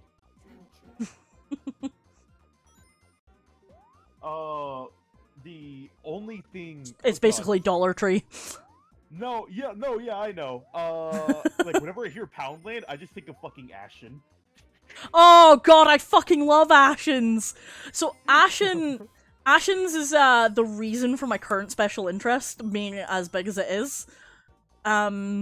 So I think I've mentioned that I don't know if I mentioned it in your chat in particular, I have this special interest for like 80s stuff and watching like old, like I said, old commercials and shit. So I have like this plethora, probably a good like 20 gigabytes of like commercials and shit from like the 80s. So it'll be like compilations and like single commercials like on their own and stuff. And the whole thing about it was when I got them, I was like, okay, well, I'm just gonna like catalog these, you know, like all people with the tism do, you know. We like to organize, even if it's not useful. I found the little fucking bastard. God damn it! It's wacky workbench. I keep bouncing everywhere. There we go. Yeah, useless tap, basically. Yeah, Stuart is goated. But, no, during, lockdown, so, like, during lockdown for, like, 6 weeks, Ashens did, streams on Twitch where we would just sit and watch, like, old, like, British TV shows. So, you'd get on, like, an episode of, like, Blind Date and shit, or, like, the game show Bullseye, or, like, we'd watch, like a magazine show, like That's Life or something, and, you know, you'd watch all these old shows, but you'd set it up to be, like a Sunday night, like, 80s British TV thing, like, circa 1987 or whatnot. And so I got so inspired by watching those every week, they became my comfort streams. And because of that, my little tism brain decided I need to make my own one of these. So I started by getting a few shows thrown on a USB drive, time coded so that they play in like order and stuff, or like named specifically so they play in order. And then it evolved into me just straight up creating full on like 8-hour, like 6 to 8 hour like videos, that would go on between like 4 p.m. to like after midnight. And then, yeah, and they would have like, they would have shows, they would have like bumpers and like promotions for like promos for like upcoming shows. They'd have commercial breaks between them. I got really extensive with it.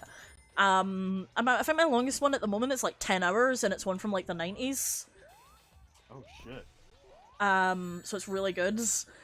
But yeah, so I make them. I like to recreate them, and then I put them on in the background. Just when I'm doing shit. Because it's nice background noise. So one of them is like I have like the show Songs of Praise, which is like it's like a Christian like hymns show. So it'll only be on Sundays though, so just like anyone who watches Songs of Praise, it's always on a Sunday. But yeah, let's see, Joel is trying to draw Call Doctors 1 to 13 as glass bottles rolling down the stairs, and it's just so good. Oh my god. But yeah, well, let me see, I want to just quickly, like, ooh, I'll try and have a look at that later. Oh, I'm on Stardust Speedway. That's where my artist name comes from. Oh wait, where? Oh, Stardust Speedway. Stardust Speedway. Yeah. Yeah. But my artist name is Stardust Squid, and I expect like people to think it's like a JoJo reference, and it's not. It's like no, I'm just a giant Sonic fan. Oh yeah. But hello Mort. But yeah, so I like to create those and stuff, and they are like a massive comfort for me.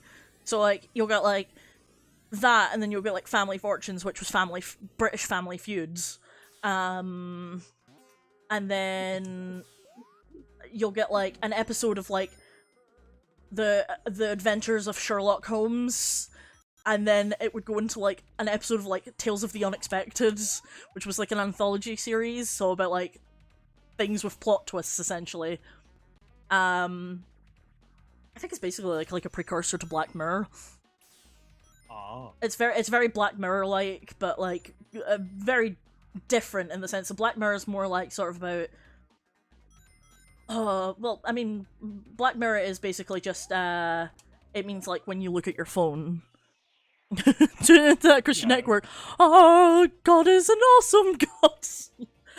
I just, like, I can't remember, like, God is an awesome God! I love that fucking video.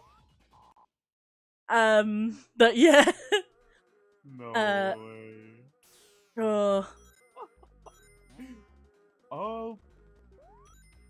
Besides all that, I've been actually kind of curious, Yeah? So, you know, obviously, you're an artist, how did you go, like, what was your art journey kind of like? So, I used to draw on the walls when I was, like, 3, and I used to draw full-on, like, Sonic level recreations and shit.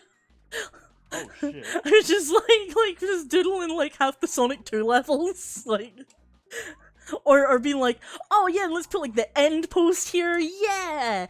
And my mum used to buy me like big like stacks of printer paper and stuff. Oh, sorry, more. I'm good, thank you. Still better than the fuck me in the ass because I love Jesus. I love that song. It's called The Loophole, and it's by Garfunkel and Oates. My crew gets big, and it keeps getting bigger. That's just Jesus Christ is my... Oh my god. Have you ever seen the video with the guy, the black guy going to Scott the Woz, and he's just going, Scott, you know you're my right, and then like he says like the N word, but you look down and you see because you don't initially see it until you see like the color of the guy's arm, and then you're just, and then he like goes and he just like grabs like Scott's hand, and Scott just goes, sure, I don't know. It's like the most Scott the Woz reaction ever. Oh my god. Oh no, I didn't get to see that, but that sounds fucking funny. Oh my god, okay, I need to... Oh, which episode is it? No, it's actually like a fan recording himself going up to Scott the Woz and shaking his hand at a convention. And he's like, Scott, you know you're... I'm gonna replace it with bro. Scott, you know you're my bro, right? And he's like, sure, I don't know. Just like, he's like, oh... Oh god, that radiates the one fucking, like, Tana Montague incident with iDubbbz. Oh god, no. Oh no. You know exactly what I'm talking about. To remember if the levels were accurate. Scott! Oh my god. You know you're my nigga, right? No, no! Are you like, I accidentally played it. I'm so sorry, guys. But I will send you the video. Go for it. Well, time to nuke the VOD. Nintendo Virtual Boy.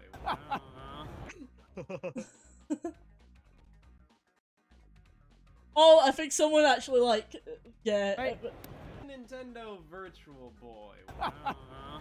Scott, you know you're my Nintendo Virtual Boy. You're my Nintendo Virtual Boy. Yeah. Oh my god. You know what? Hey, Plume. Yes? Let's go. Oh gosh. Oh shit. Oh. No, Oh. yeah.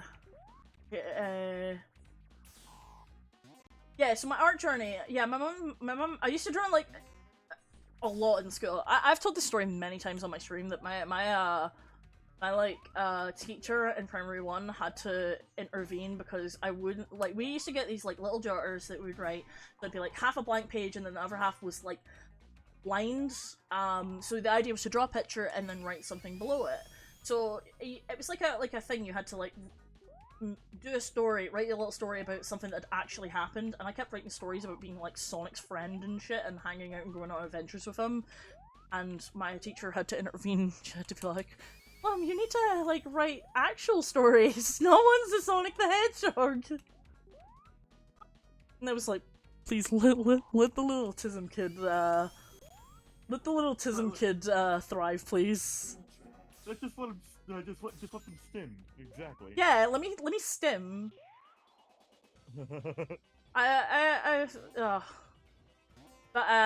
Yeah, no, essentially, it was quite funny. Cause I love, this is the whole, my friend tends to send me I think they tend to send me a picture of like me as a kid. It's like, shit. Mr. and Mrs. Mike, I will write fanfics if I damn well wanna. So I need to at some point find the picture, my like school picture, because then it's like me with this big cheesy grin, and then I took a picture of it, posted it on Facebook, and then just captioned it, Sonic is my best friend. So it's like me aged like 6 years old. So basically just Baby Plume. Baby Plum, yes. Oh my plumling. god! Yeah, okay, yeah. I think I remember like one stream actually did show some of your baby pictures. Like that was I didn't know the context though.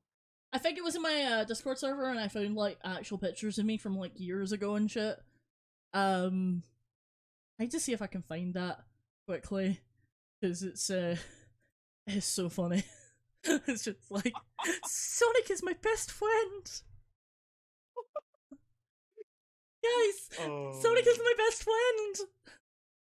Oh god, How did you know they're twins? I did find this fucking hella funny picture of me from like 5 years ago. So I was going to a convention dressed as Sadie from Steven Universe, and I was putting makeup on my face because we just got into the hotel that day, and I have like the best look on my face because it was I just misted my face with I think like primer spray.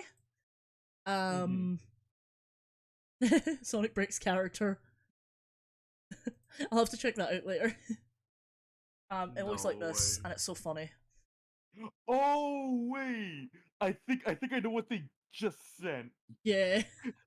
It's just like, Sonic, I have to tell you something.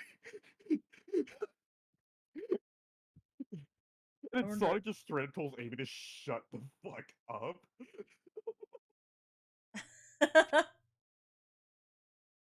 I wish Oh I could just shit. straight up just paste things into here. No, Oh yeah. I can't. I don't think I can. No, I can't. I would just have to like open it, save it, and then like I'll let my chat see this amazing face that I was just making. Cause yeah, I think it was like primer spray, and I did just like ever that or as I put on my concealer. I think I just put on my concealer. Oh my god, I see it. I look like I'm having like heartburn or something.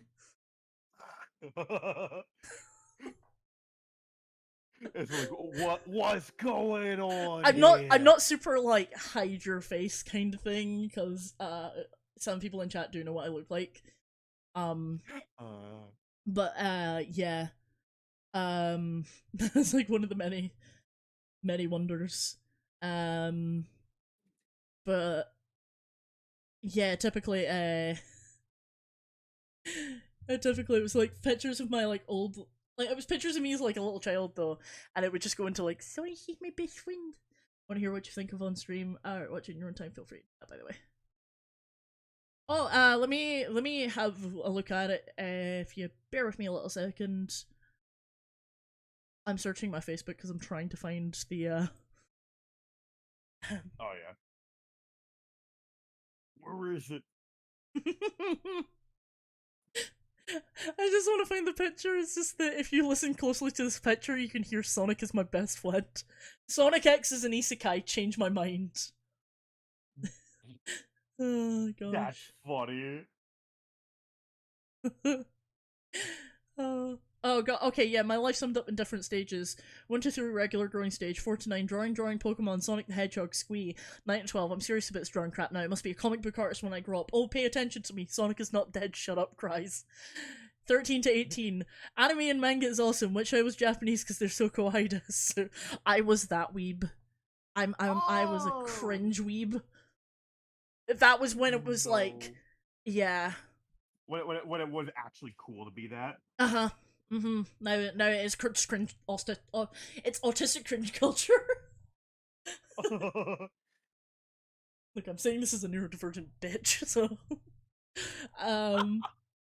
Watches Naruto FMA and a shit ton of other anime. Time to make a bunch of not Mary Sues that are well developed OCs with a tragic backstory, multicolored hair, and heterochromia. There are also magical girls, and most of them look like me, and I changed their look to fit my new look. Spend the next 3 years trying to act like an anime girl while speaking in screechy, like, weebs talk, calling self an otaku and peace posing. Rest of 18 to present. I just lost about 6 years of dignity and normal nerdy teen years to an infectious weeaboo disease. Well, time to go read Homestuck and watch Game Grumps and cry from a crippling low self-esteem and continuous panic attacks and depression. Wow! I tweeted. No, I didn't tweet. I posted that about 10 years ago on my Facebook. I mean, honestly, that's fucking real. Mm-hmm. When you hit like 20 after you've been through like the cringy teen years, it hits you like a train. It's like that one clip from Ren and Stimpy where the fucking dude just wakes up and he just has this most like rebel No, revelating look at his face, like he just remembered something. Did you take a super cringe. Sharpie bath? No, I never. But I was in the Homestuck fandom when that story first dropped. That was like the early Homestuck fandom, which was, I think it was like right after the Kickstarter game. So I was like, that was like Gigapause pre-Gigapause Homestuck. So yeah, it was insane. But Oh shit. oh no, it was just so funny. Where is this goddamn fucking picture of me? I need to find it. It is really funny. The problem is none of my old like posts uh oh, none of my posts are like in order or whatnot. Oh shit. Yeah. It'd be like 2011, 2010, 2016.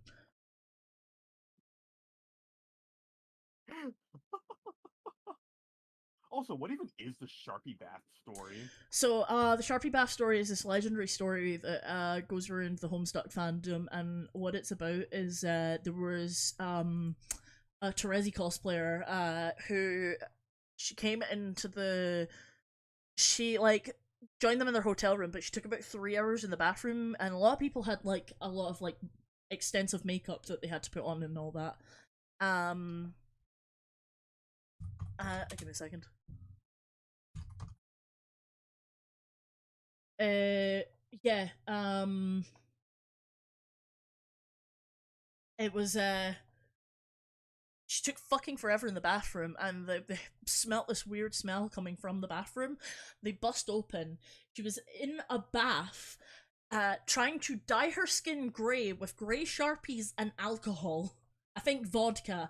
I think she got like they said that she'd gotten like alcohol poisoning or something. I'm sad to admit I only know Homestuck because of Megalovania. Honestly, that's valid.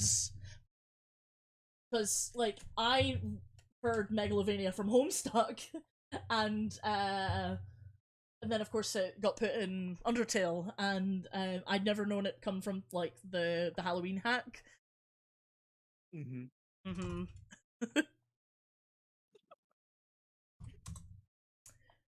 But gosh. Oh my god, it's a picture of me holding a fucking super scope because I still have the super scope. Oh my god, you're that old? Well, I think I was born the year the super scope came out. I can't remember. But I bought one like about 10 years ago, and I bought it for a convention I was going to at the time. Oh shit. Mm-hmm.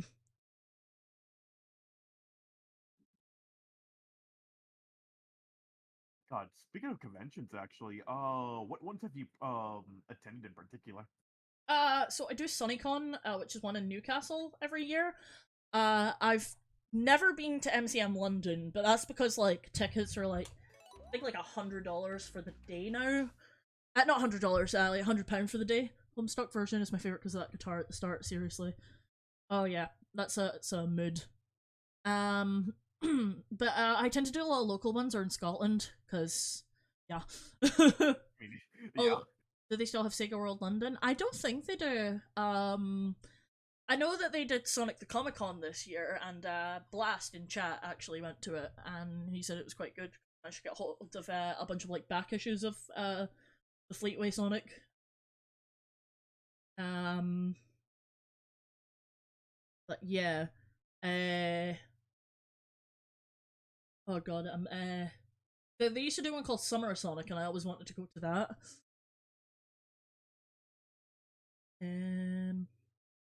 God dang it, I can't find it.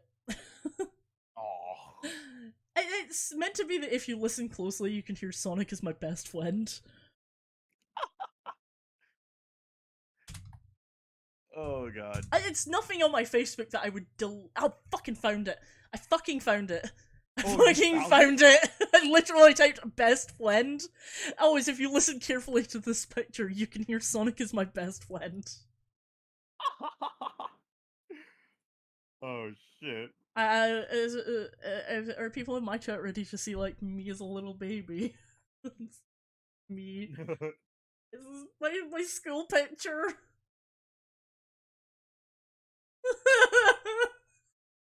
I'll send it to you. I'll send it to you. Oh, I no. have to let you see it. It's so funny. Let's see. It's I think I was like 6 in this picture. Just that little box fringe. Like, school pictures are a bit creepy to me. I don't know. I think it's like a. Yeah, you straight up have the fucking Hime haircut. Oh gosh, I do. Oh no. You know what you just reminded me of? Fucking What? Edna Mode. Oh my god, I look like Edna Mode. No capes, Heroes darling. don't wear No capes. capes. No capes, darling. Oh shit.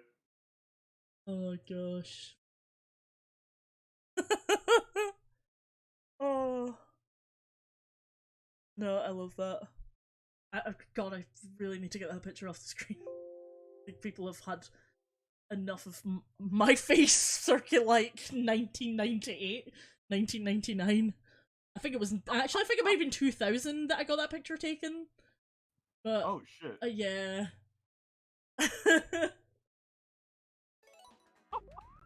There we go. I ran that joke. I ran that joke on long enough. Do you know what? I'm just gonna use a level map to find that bloody deep fried image and have the glowing red eyes effect. Do you know what? I Oh my did God. that. I've deep fried one of my old pictures before, which was quite funny, and I just can't remember which one it is. I think it might have been one of me when I was like a weeb, but there is one of me like holding a gun to my weeb self. It was like, trust no one, not even yourself. And Oh, yeah. oh god, I found the fucking cringy picture of me from when I was like 17. And Oh, I no, put what I did put you this do? like beach ball under my shirt and pretended I was pregnant, but I also looked like Boris Johnson at the same time. Oh no. Oh god. Oh, no, we used to get, so, we used to get, god damn it, we used to get, little, school organizers handed out at the beginning of, like, the year, Mhm. and, they were called Morganizers because my skill had like the title Morgan in it, and literally uh half of them you could just see the progression of me getting weebier and weebier as I go from like my 4 years of high school. So like the first one, Shit. kind of weeb, a little bit more weeb, full on fucking 3rd year, 4th year, full on goddamn weeaboo. Because then I just covered it in like pictures of my OCs from Full Metal Alchemist. There's like Oh, Edward I was Elric gonna and say, shit. if this was like the early 2000s, I could imagine It was you like had shit 2007. like, oh no, yeah, you got shit like Death Note or One Piece or early Naruto. I never watched One Piece, but I do remember when Naruto Shippuden was coming out. Oh yeah. I was that weeb. I was that weeb. Okay, like he be Goku though. No, it's when I tell people that like when I came across hentai, it was like 2001, 2002. So the hentai back in the early 2000s was like Goku and Sailor Moon. Oh, I think you mentioned this before. Yes. Go on. Yeah, so it was Goku and Sailor Moon, and it was just like, oh no, oh no, oh. Oh, you know what would be really funny if I actually go on Rule 34 right now and I just search up Sailor Moon and Goku. No, no, don't do it. Why are you talking about hentai all of a sudden? My intrusive thoughts. Because They're because winning. Paxton mentioned, yeah, I've seen Sailor Moon and the Seven Balls. I actually recommended it to Paxton last time. It's so horribly animated. It's like if you took live 2D and then just tried to make like porn out of like images, just solid images. No way, they exist.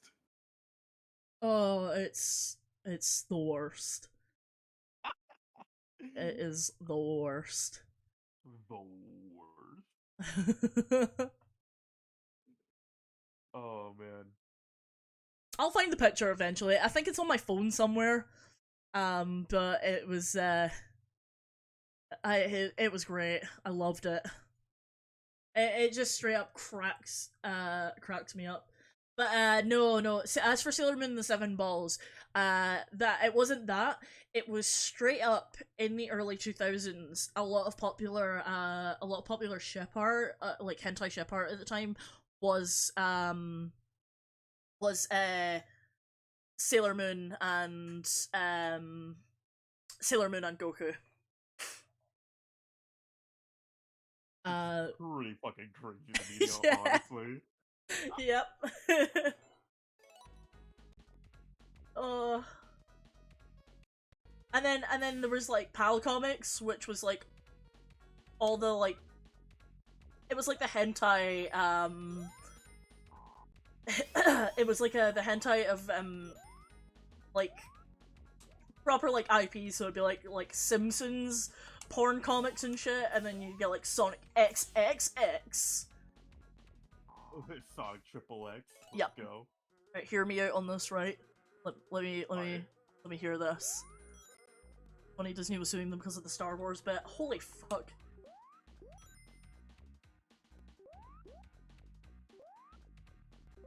The irony. The irony.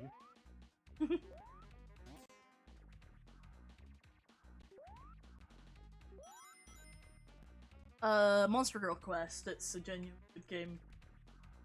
Oh, I can imagine, honestly. I want to play Orc Massage. Am I wrong for kind of wanting to play Orc Massage? Honestly, no, that's pretty valid. Like, I'm not gonna lie, like, there's some, like, hentai porn games out there that honestly actually slap gameplay-wise. Oh, I've played, is it Hako? Hako is the one, I think it's Via Illusion, and, Hako was that you got, like, this tiny, like, naked anime girl, and, like, it was meant to be kind of like a virtual pet kind of thing. You're supposed to, like, feed her apples and shit, and then she would grow into, like, a whole human, have sex with you, and then go back into her tiny size. No way, dude. Mm-hmm. Cause I remember playing, like, Artificial Girl 2 before, like, Artificial Academy, like, Koikatsu and shit came out. I can give you a sort of backstory, if you want to see if you're interested. Yeah, sure, go ahead. Let me see. I was looking up Stardust Speedway. Metal Sonic. Right, I need this Metal Sonic hologram.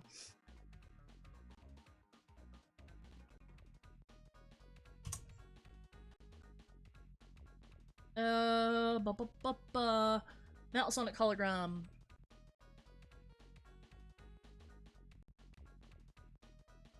I'm trying to get, like, the good future.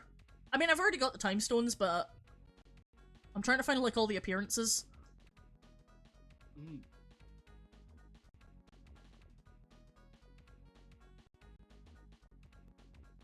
No, this is just, this doesn't tell me anything. This is just straight from the,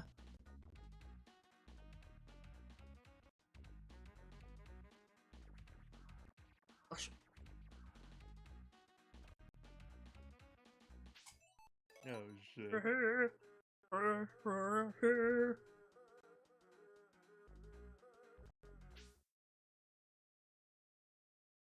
pause it for a second because then it's gonna like desync my game to shit. Oh no. Yeah.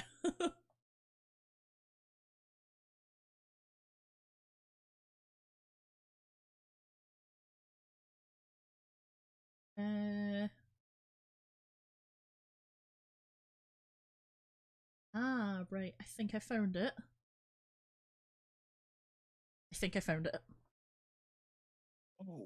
Oh, this is another thing I've always been kind of curious, Plum. You mentioned you actually do have like a live 2D model, but like your computer's kind of like, It's a bit scuffy because it was my first one. Yes, I think you can find it like on a lot of my old pin posts. But yeah, I think she's like still hella cute, but yeah, I've got one that I have the actual like model, I just haven't rigged her yet. And I'm looking forward to when I finally get around to rigging her, but I'm like dreading that process because the first one like took me like 2 months, I think.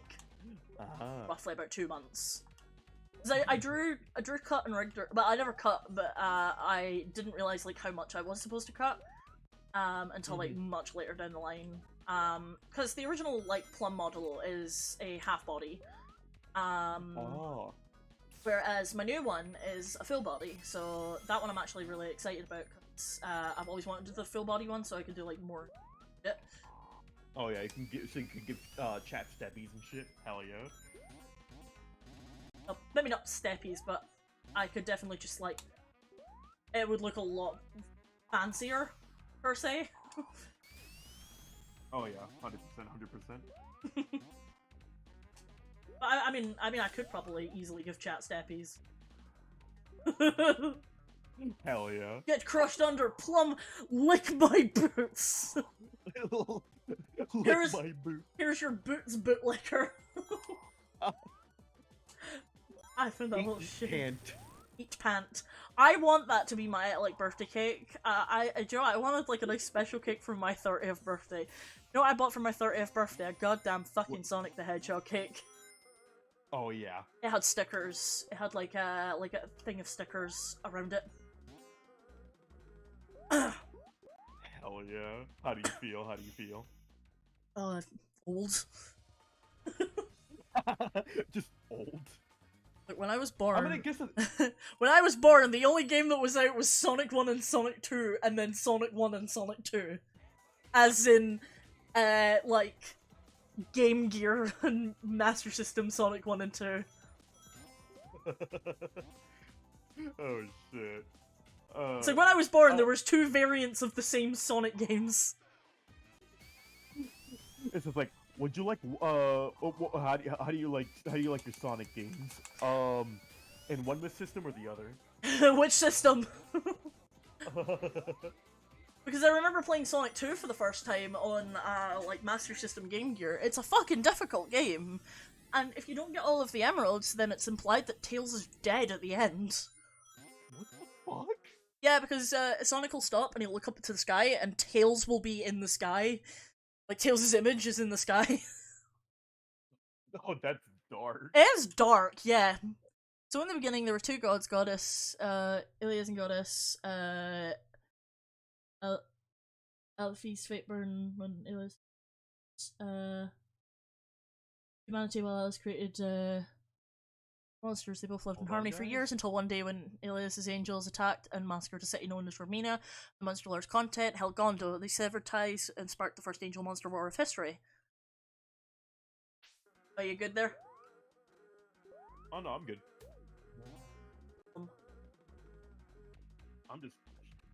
You're just vibing. You're just straight up vibing. No, yeah, I just love listening to you just like go on for hours about some of your I love when people say that to me because I'm like, I'm sorry for being annoying. Oh my god, I'm so annoying. Because I've been used to my entire life people like telling me that I'm really annoying.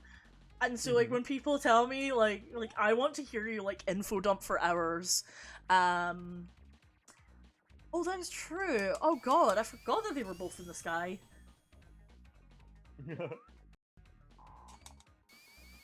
But that's why I said it wasn't, like, for sure. It only, like, implies, so... It's one of those kind of, like, I think just kind of leave it up to your own thoughts kind of things. But yeah, no, when people do tell me that they could, like, listen to me infodump about shit for hours, I'm just like, doubt. Ali, do you want to... Hi, would you like to hear about 20 years of trauma and, like, neurodivergent bullshit? Oh, hell yeah. Like, legit. I'm a gal with a lot of stories to tell. I'm an Probably old... due to your age. Huh? Probably due to your age. Yeah. I'm a gal with many tales. Let's sit down.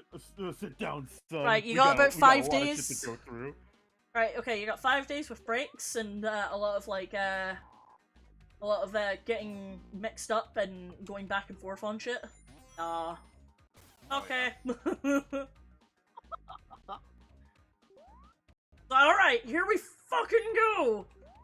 Here we fucking go! Hell yeah. I love it, because I talk more random than duck shite, so...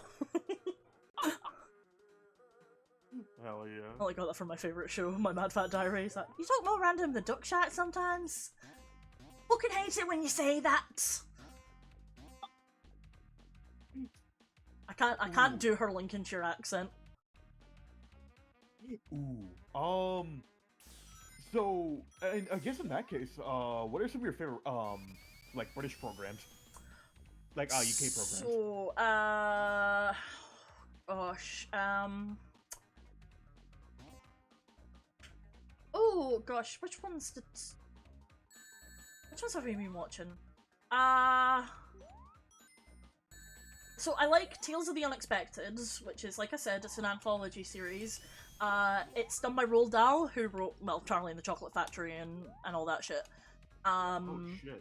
Yeah, so he used to write horror stories, like short horror stories, and he did one called Royal Jelly. Now, Royal Jelly is about this couple who, they struggled for, like, the longest time to conceive a child, and once they have, son of a bitch, once they have, their daughter won't eat. Like, she's just not taking the bottle and shit. So what happens is the husband, Alfred, puts royal jelly in the baby's bottle, and royal jelly is like what they tend to feed to their queen. It's like meant to be like something that's said to be like a miracle product, essentially. And the baby grows like fucking huge. You can go ahead and post some more. But yeah, the baby grows into this like huge, like almost like a larva human looking thing. It's fucking terrifying. What? Yeah. Oh, awesome. But yeah, there's a really good one called The Fly Paper, which was, I suspect based on the time it was written, by the time it was written, it was based on the Moors murders. But I like a lot of British sitcoms. I'm really into sitcoms and stuff. British sitcoms that I like include sort of what is there? Give me a second. I need to drink of water because I'm getting a headache. Go for it. I think it's just because my jaw's getting tired. Sippy break. A thippy break. But yeah, I like Keeping Up Appearances. That's pretty funny. That one is about this woman. She's played by Patricia Routledge, and she's such a good actress. But she's so funny. She plays this like woman who's like, she's not upper class. She's from like a working class family. But she's called Hyacinth Bucket, but she insists that they pronounce her name Bouquet, and she's like, "The Bouquet residence, the lady of the house speaking," and she's getting like, she's getting this fucking like couch delivered, and she's like, I'm getting a 3-piece suite delivered. It is an exact replica of the one at Sandringham House. But she's like I said, she's like trying to live like a really like luxurious upper class lifestyle, but she's not fucking upper class whatsoever. And then occasionally, you never see her son, but it's implied that her son is gay, because he's always on the phone wanting to like go places with his like his like dormitory flatmate Tarek, and like yeah, he's called Sheridan. She's like Sheridan. She's so fucking funny. Yo. Oh man, I want to see it now. Fuck it. There's you can find a lot of British shows on the Internet Archive. Bottom is a really good one. That's Rick Mayall, if you've ever seen Drop Dead Fred. Oh. So he was really good in that. He plays this guy called like Richie, who's like a virgin, but they're like two guys and they're like flatmates, but they're always like, it's proper like full on slapstick humor. But there's an episode of Bottom, the second episode of the first season, that's called Gas, and it's about them like nicking like gas from, like basically stealing gas from their next door neighbor, Mr. Rottweiler. And he's like a proper hard man, like Mr. Rottweiler. But their gas meter, because they didn't want to pay for their gas, they're like, oh no, we should have just paid for the gas.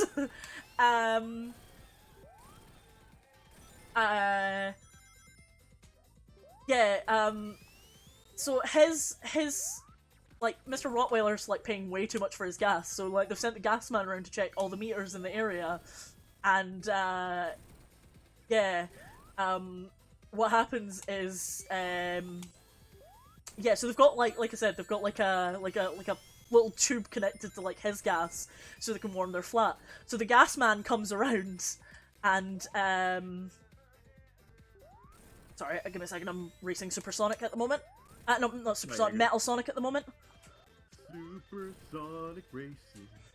Stop having sex with my dad! There we go, I got him. No, stop making love to my dad! Oh, this is where I would save Amy. But I am Amy, so... Fire, fire! Let's go.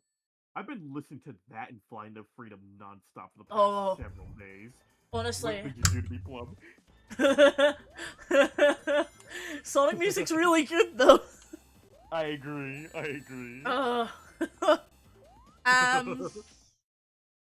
Right, there's no more holograms, so I've pretty much just done the... I've set myself up for getting the best ending anyway. But yeah,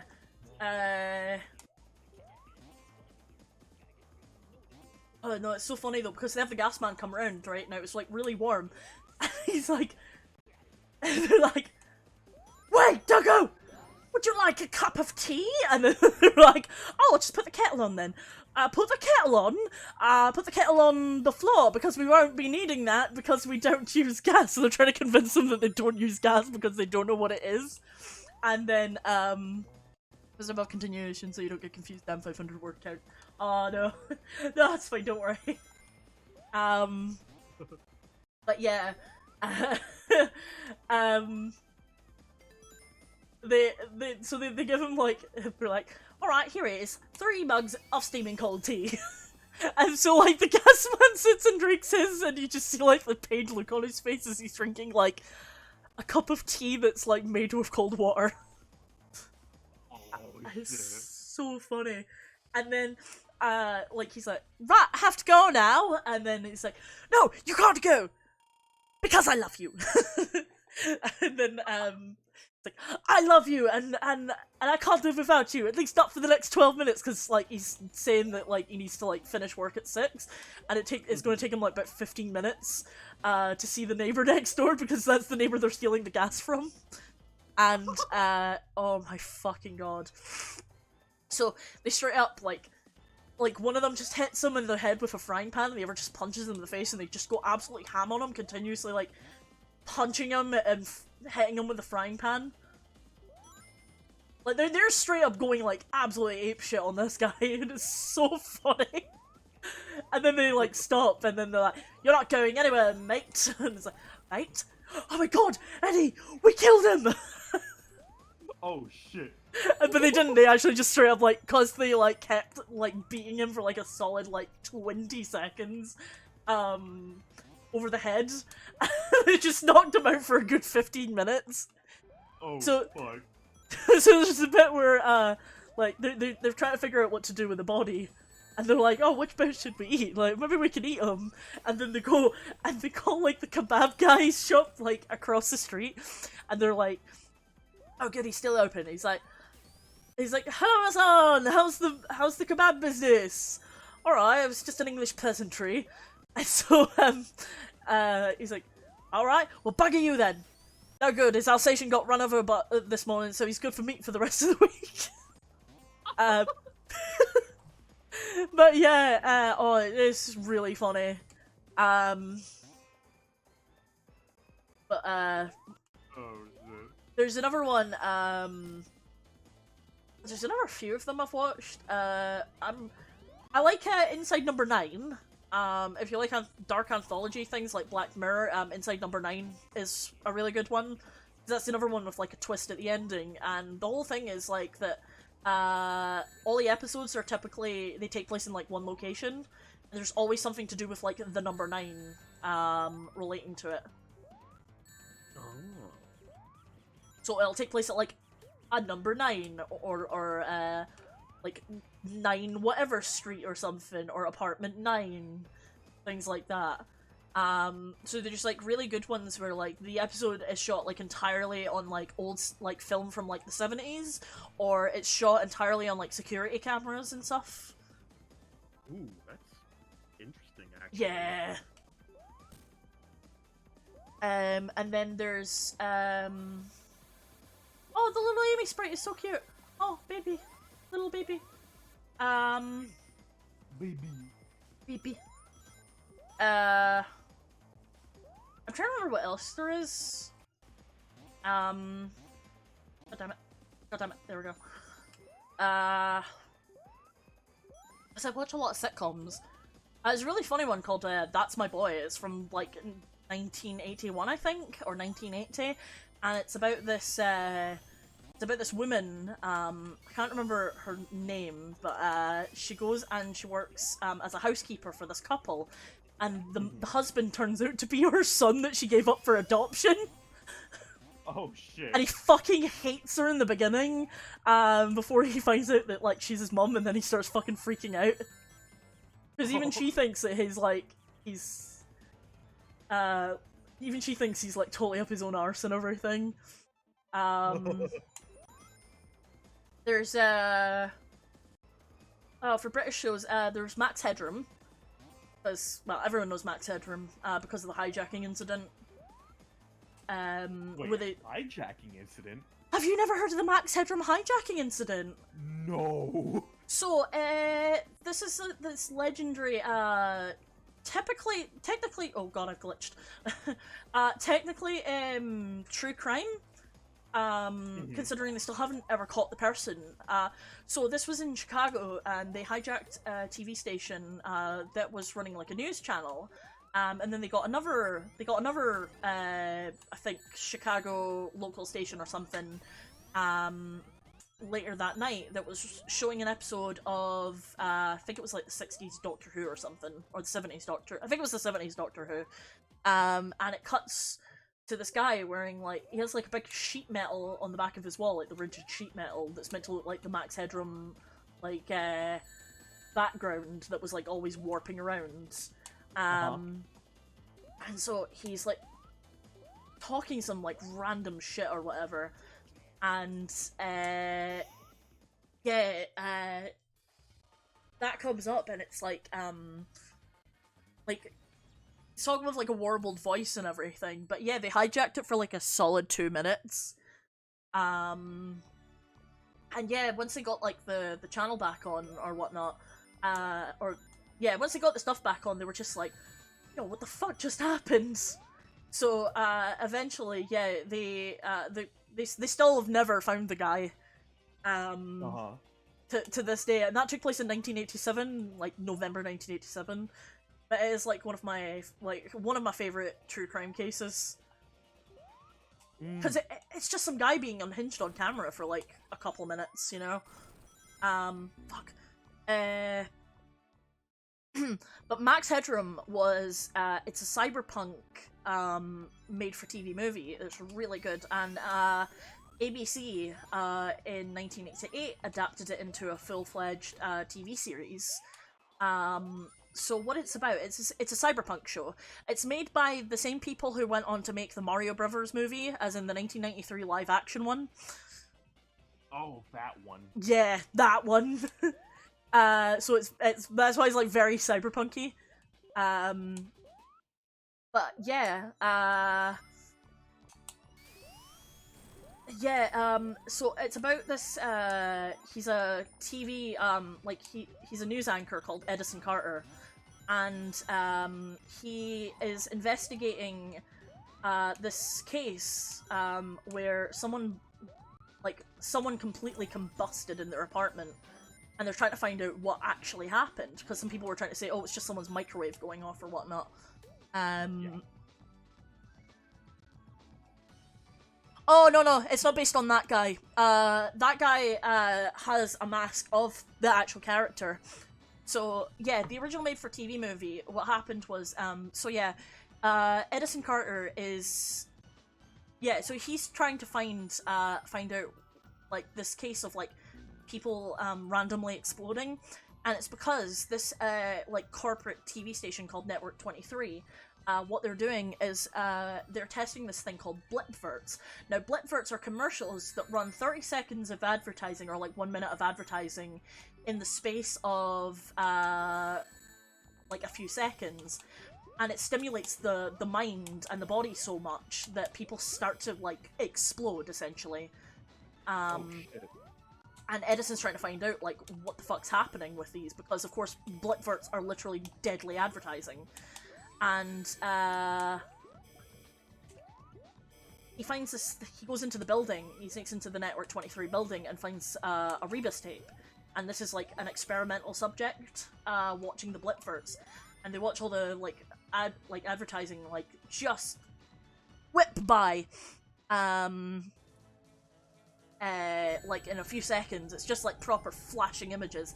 And the guy, like, inflates and then explodes. And then that's when he realizes that he just found something that he shouldn't have actually found. He gets, he pretty much nearly dies trying to escape, while two of, like, these, like, henchmen, or these, like, hired, like, assassins from, like, the network, try to get rid of him. Mm-hmm. Because he's essentially found and recorded, like, footage that he shouldn't have. Meanwhile, his assistant, Theora's trying to get him out of the place, because she's like a hacker. But she's also fighting with, Bryce, this young teenage boy who's, like, who's also a genius hacker. And, yeah, I beat Sonic CD. Anyway. I finally did it. Hell yeah. Let's see the ending, actually. Oh, yeah, we get to see Sonic saving Amy and not Amy saving Amy. Well, of course, because it would make sense for, Amy saving Amy? Yeah, because of course this is just, like, the actual footage of Sonic saving Amy. But it plays the whole of Cosmic Eternity. I love this ending. The Sonic CD intros and like, the Sonic CD animations are, like, so good, like, the animated cutscenes. So yeah, the whole thing with Max Headroom was that, Plum Karaoke? Oh no, I don't want to at the moment. I'm not ready for that. Oh god. And these are, like, the proper, like, high quality, like, cutscenes as well. But I do like the way that they're animated on, I love the way that they're animated on... Oh god, fuck. The way they're animated on the original Sega CD version, because I think they're completely, like, downscaled with, like, sprite work and stuff. So yeah, the whole thing was that Edison's not supposed to find the Rebus tape, so yeah, he nearly dies trying to escape the building, and the last thing he sees as Bryce hacks into the underground car park is this ramp. He puts the ramp up, and Edison flies into the sign, or like the barrier that says max headroom 2.5 meters or whatnot. Or so of course when they get his body, they retrieve his body, and then Bryce recreates him in his computer, and the only thing that you can say at first is max headroom. Yeah, that's it. The like more circular eyes and Amy's skirt blowing in the wind in the ending. Yep. But yeah, the thing about it was the guys go and take him, like the lackeys go and take him to like a morgue and donate his still alive body. He's just knocked out. And then Edison escapes, and then basically the whole idea is that they're supposed to expose the TV studio. Meanwhile, the TV that has Max in it, the computer program, like the TV, the computer program with Max in it, or it's basically just made of Edison's likeness. He gets dropped off at some guy who runs like a bootleg TV station, and Max is so quirky and so charismatic that he gets more ratings on Big Time TV. So Big Time TV gets way more ratings than Network 23, and then Network 23 gets exposed for like its pretty literal fatal advertising. Oh yeah. And so when they went on later, they ended up making like a full. I've not watched the full-on series, but there is a full-on series. What I like is what Max is known as, which is I like what Max is known as in the UK, because Max Headroom in the UK was known for, well, his he was known for his Coca-Cola commercials, because he was the Duffy Bear Boy. Thank you for the follow. You get a little kiss kiss. But yeah, what happens is, he gets like Coke commercials and shit. His slogan was, I know, right? I love Amy pouting. She's just the most adorable thing. But yeah, nope, that's not what I was meant to do. I was meant to do a new game. Oh god, what happened? I know, because I hit continue, and the last place I was Death Eggs on his Tails. And I'm gonna do Amy and Tails, actually. You have Sonic 2. You have to have Tails with you. Plus, they're my two favorite characters. But anyway, yeah. So his catchphrase was "Catch the wave." Max Headroom is one of my he was one of my catchphrases. Not catchphrases. Special interests. I love Tails. I think Tails is adorable. He's a child. No. Oh, so, in this version, Tails actually does not lag behind in the special stages. Because it's the Taxman version of Sonic 2, it actually fixes. Give me a second, I need to stretch. Yeah, so, the Origins version of the special stage, he's not as laggy. He doesn't lag behind the way he does in the original game, because,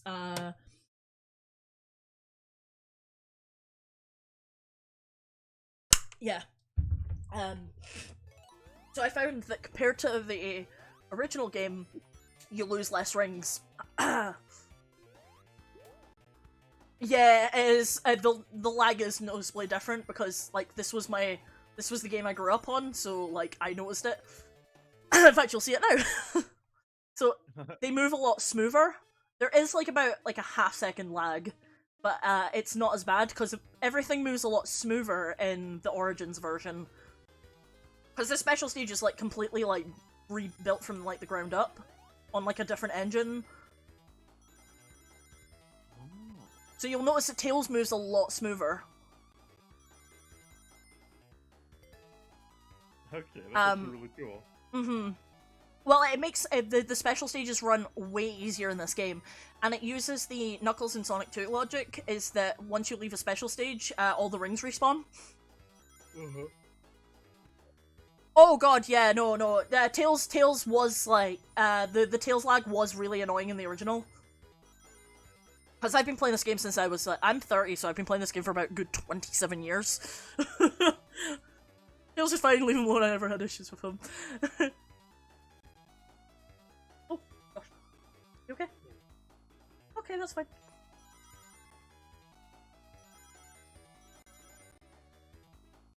My baby, I love my baby. I want to shoot Tails so bad. No, we're in this house. We love and adore Tails. He is our baby.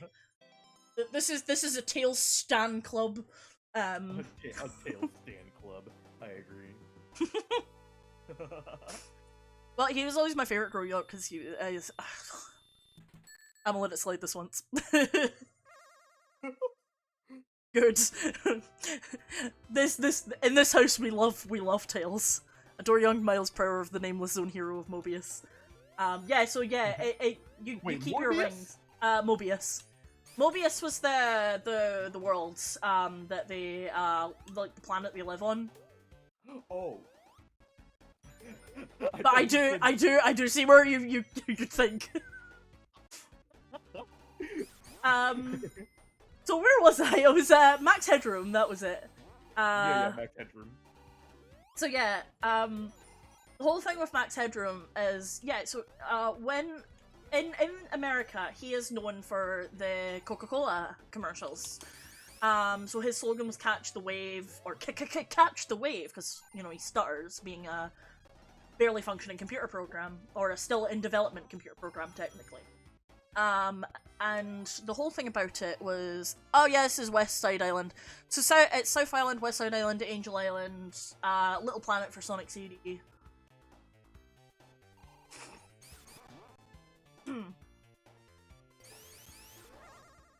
But yeah, no, Mobius is the planet that they live on. So,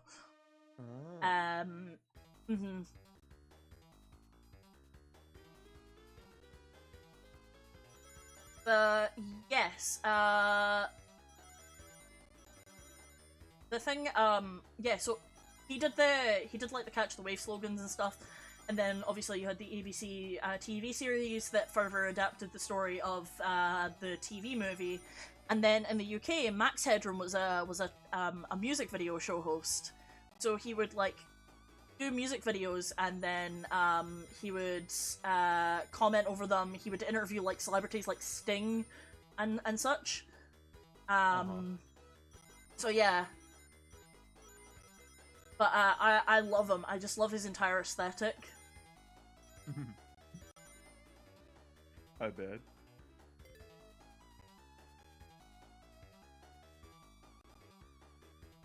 Don't mind me if I Oh do. yeah, no. Oh no, it took me years to get good at this. Because of the engine they run this on, it's actually way easier to get all the Chaos Emeralds. So I can get them by like Chemical Plant. I have been playing this for about 27 years, so but I used to never be able to get past the third level, a third or fourth. Sonic Mania special stages. Oh yeah, I could do that too.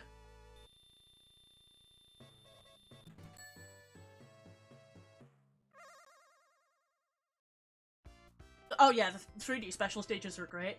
But yeah, no, I can do the Sonic Mania pretty good. Also, thank you Paxton for the You're welcome, you're welcome.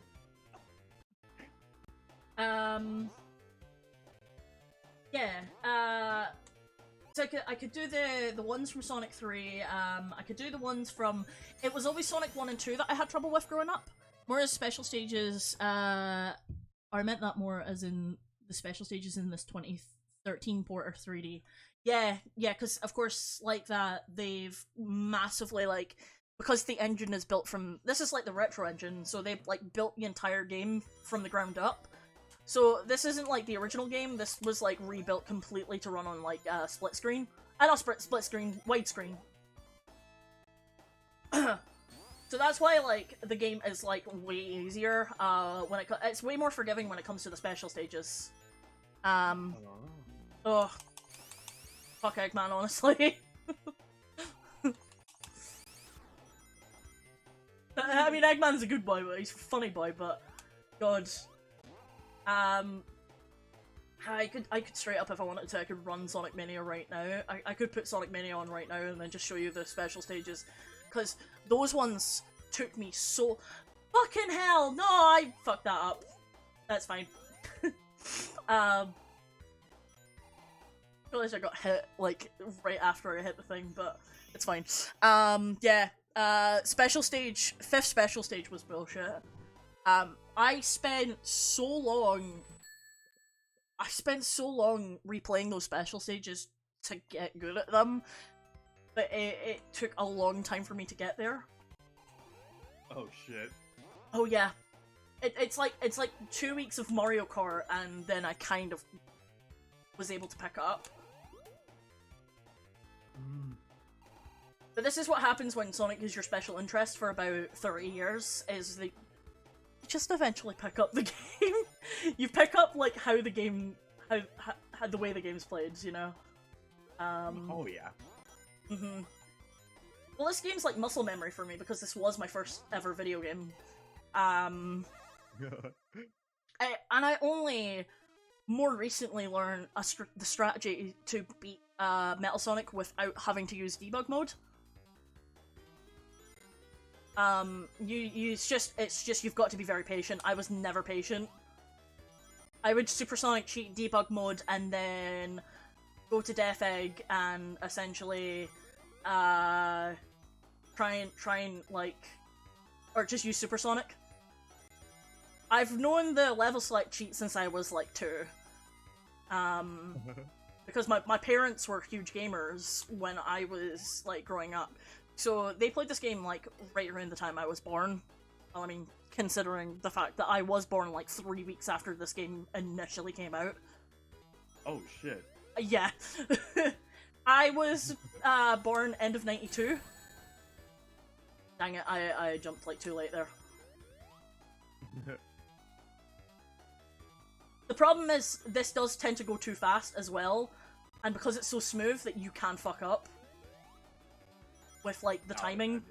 Oh god, the new quote.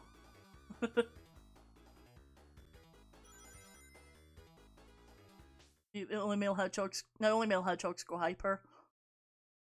Oh god, fuck! Oh god, what happened? I got distracted. It's okay, when I lose in the special stage, I immediately get to go back in. So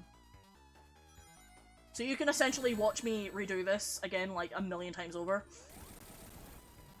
Because you'll see it right now, I am going to fuck up. Only male hedgehogs go golden. Oh no. Oh no, that wasn't Tails, that was me. I ran into the bombs like 8 times.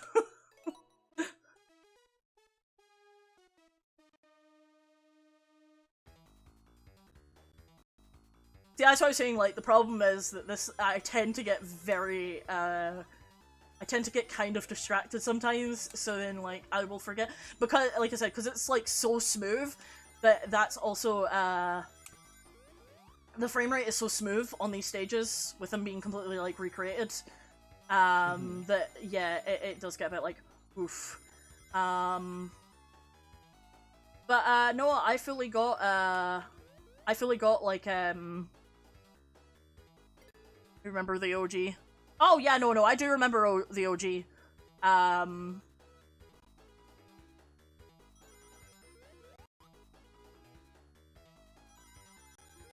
shit. It's very tense.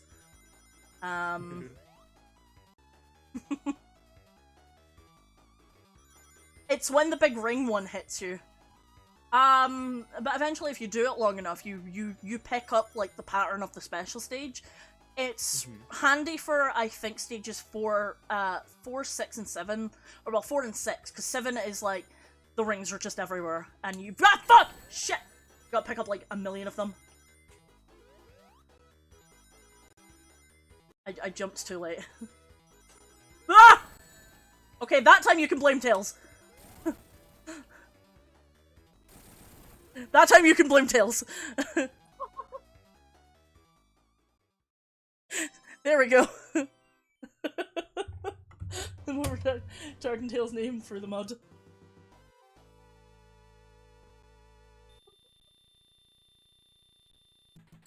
Well, that's what it was. If I play the original, I always tend to do Sonic alone. And because then that means if I'm going for rings in the special stage, then I don't need the strategy to do it so that Tails doesn't get hit. But I'm always comfortable going in these stages with Tails because, or the stages on Origin with Tails because the frame rate's a lot smoother. Well, it was when I initially played this, I was like, oh, they completely fucking redid the special stages. They're actually easier now. Because these were, again, all these special stages I never got when I was a kid. And that's very sad. I am a the self-proclaimed lifelong expert of this game, and I still fuck up a lot. Don't worry, happens to the best of us. Definitely. That's alright, I could just do this and it just respawns all the rings. Cheating. Ethically. Ethically cheating. Mm-hmm. Well, it's because it keeps your emeralds, so... Oh. That's what makes the Origins port really good. Because again, it kept in what made the Knuckles cartridge version like way better. Like the really annoying thing is about the original one is once you leave a level, you don't get your rings back, and all the rings that you've picked up are gone. So you have to find a way to like strategize a way to you have to like. I'm gonna just do this. You're gonna have to strategically find a way to get all the rings without getting too many. So now I can do this and go in again. So I could essentially just keep restarting the level and hitting the same, special stage entrance. Now, this is the one I'm going to fuck up on a lot.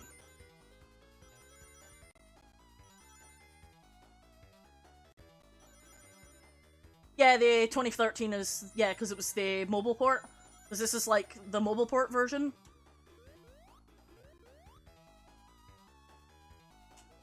Oh, fuck. That one, I keep forgetting where, like, the save point is. Because there's always, like, a bit where you can go like that or that, and then they'll never hit you. Oh. I come to my streams for Sonic trivia. I will tell you why Black Doom is a shit character. Please do. I thought he was the blandest or the blandest Sonic villain. People were like, oh, the Deadly Six from, like, Lost World. Now, I haven't played Lost World, so I can't comment. But I don't know, I always... Wait, Black Doom, okay, I remember. Shadow the humans! Kill the humans! Basically made some tweaks to the Taxman and Stealth. Okay, yeah, controversial opinion, I don't like Black Doom as a character. I always did the other, I never did the evil route, I always did, like, the opposite. That's why I never did, I only did evil when I had to. Oh, yeah. Like for the true ending, I think? Yeah, well, there's about, like, 300 story routes that you can do in Shadow the Hedgehog. So you essentially have to play Westopolis about, like, 325 times or something. Jesus. Mm-hmm. Or, like, 375 times. Basically, you gotta play it a lot. And it's also where Find the Computer Room, originated. Oh.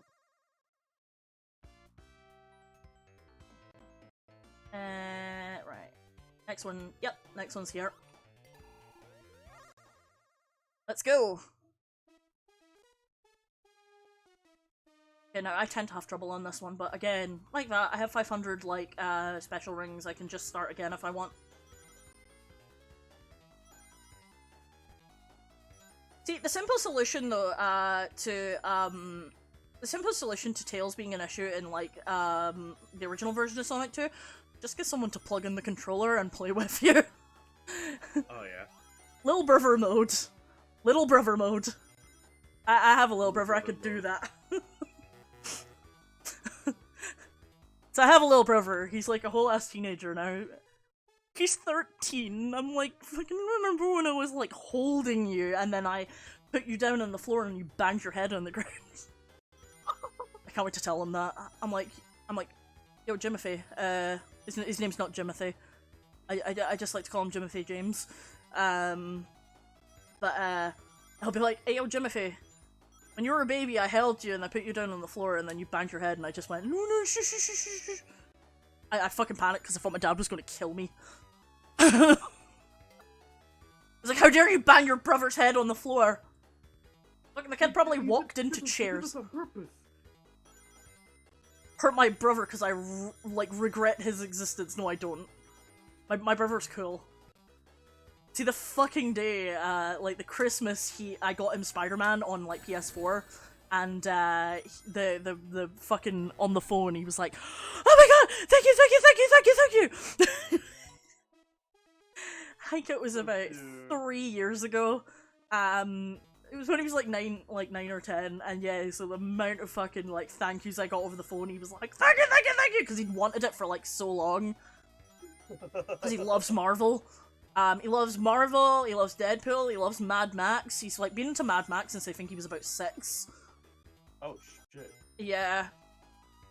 Definitely when my dad should not have been showing him Mad Max, but you know, I watched Kill Bill when I was 12, so...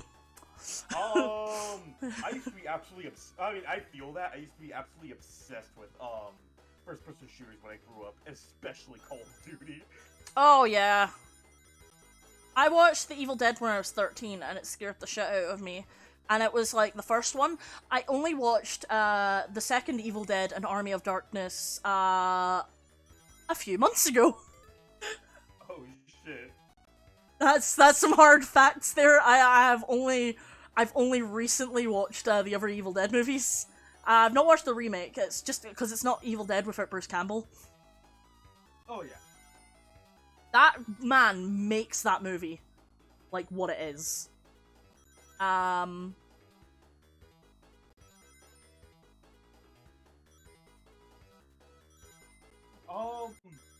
me, a movie in particular that scared the shit out of me when I was a kid was, Final Destination. Oh god, I remember those movies. What other movie scared the shit out of me? Is it... I like talking about, like, childhood traumas, like, not like actual traumas, but, like, things that scared you. When I was a kid, oh yeah, no, because you were saying, like, games that you were obsessed with as a kid. I loved Mortal Kombat. Because I remember when Mortal Kombat 3 came out, on PS1. Oh, shit. And, I remember being scared of, Goro in the first game. Because I had I had the best home console port of Mortal Kombat, which was the first one, on Mega Drive.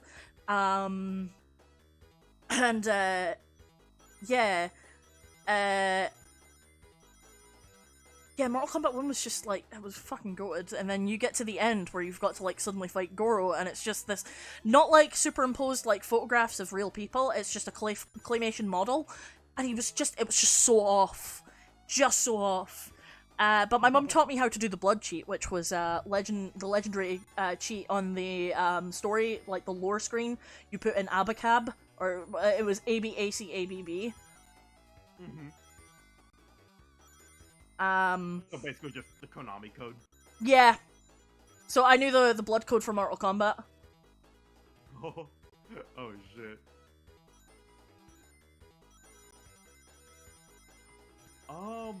So, like, if you could fight with people over which is better, like Nintendo or Sega, it's like, just which is the better Mortal Kombat 1 port? It's, oh yeah, it's, good old Mega Drive, you know? Mega Dream. The Mega It's like, Drive. oh yeah, it's the one with the blood on it. Yep, essentially. The Sega Drive. But, yeah.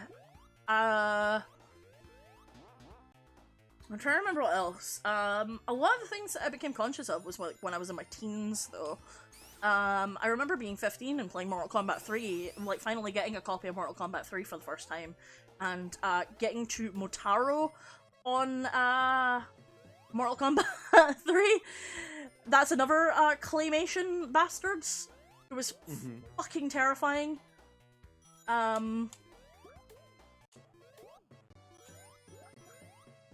I don't know, is this where I drop down here? And yes it is. But yeah. God, we're on number 6 already. Told you I can get all the emeralds before you even leave Emerald Hill Zone. Oh shit.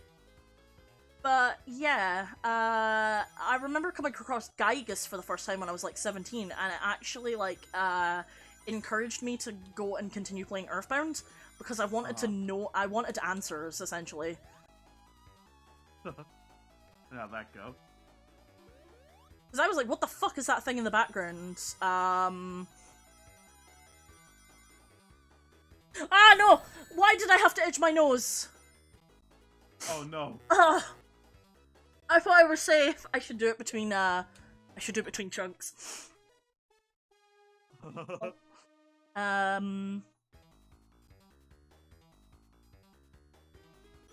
Oh god, what other things scared me? Oh god, I used to be scared of, so there was this thing, called the Video Collection. Now, it was like one of those, like company ident things that would be on, before my, like, videotape of, like, Thomas the Tank Engine. Or, well, for me it was Rosie and Jim or Tots TV, because, I never grew up watching Thomas the Tank- I mean, I remember Thomas the Tank Engine, I just wasn't interested in it. But, yeah, specifically, that used to scare the shit out of me, and I remember running out of my room, to my mum, like, going, you know, like, that shit that you do when you're, like, a small child, and you're like, please, save me. Oh, yeah. But I also lived in an apartment that was haunted. What the fuck? That is no cap, by the way. I genuinely lived in a haunted apartment. I saw my first ghost when I was 4.5 years old. Oh shit. How'd that go? Fucking terrifying, considering it was a tall man in my house and I didn't know who he was. Because he didn't look like my mother or her boyfriend. Because where our apartment was, like, when you came in the door, immediately on your, pretty much nearly immediately on your, fucking hell, yeah, pretty much immediately on your left would be my bedroom, and then you would go down, and then it would be the kitchen, and then it would be my mum's room, and then right opposite the front door at the end of the hallway was the bathroom, and then next to the bathroom on your right would be the living room. So I came out of my room and I looked to my right, and yeah, there was just this tall man standing at my front door, and then he chased me down the hallway, and I was fucking screeching. I just got up to piss, man. I just got up to piss. Like, don't bother the small 4-year-old just wanting to pee. But no, I remember, my mum also heard, well, she didn't see any visual apparitions, she heard. So, some of them involved, what was it, there would be the scent in the, no, it sounds weird when I say it's a scent in the bathroom, but yeah, no, she would get this specific scent that came from, like, the bathroom, like a specific point in the bathroom that you couldn't smell anywhere else in the bathroom or in the house. and she said it smelled strangely like curry or something, or just a spice. Oh. Sure, it just wasn't fish. I'll have you know, in the 90s we kept our bathroom pretty clean. Except for the time when I was like, 3 and I pooped in the bathtub. That I remember. What? I pooped in the bathtub when I was like 3. It was funny. It's just I have, like I said, I have these conscious memories I remember.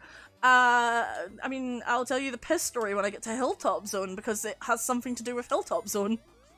Oh no.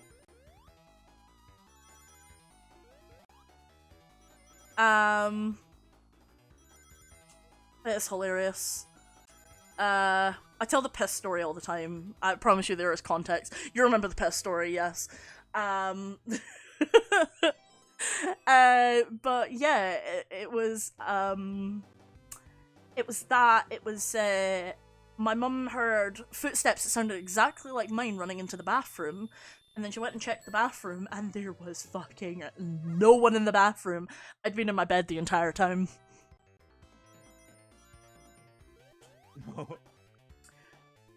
Yeah. It doobly be like that. Right, last level, Really let's go. like that? Fucking hell, I can't believe I've got all the emeralds already.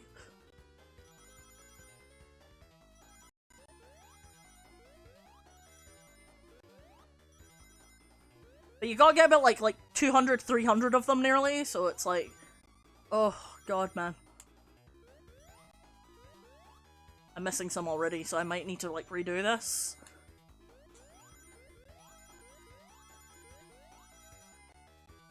I get very focused. That's why it's like hard for me to do this and talk at the same time, but you know what, I just wing it. Oh yeah. Get 190 rings. Fucking...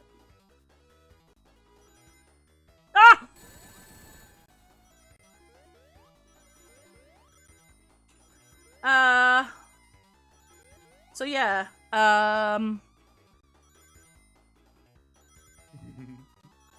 God. No, I missed. Dang it. It's fine. Wait, what happened? I fucked up. Oh shit.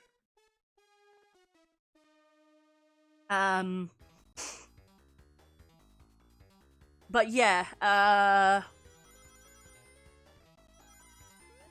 no, I have genuinely, like, no thoughts head empty right now. You're focused, Plum. I am very focused. I am a focused plum. Let's go, let's go. Yeah, no, do you want me to tell you, like, something that makes me feel old, though, right? So, it's when people, like, go, my first Pokemon was Gen 3. Oh god. Look, I ran into a bomb, Jacob. Look, I just did it again. Let's go.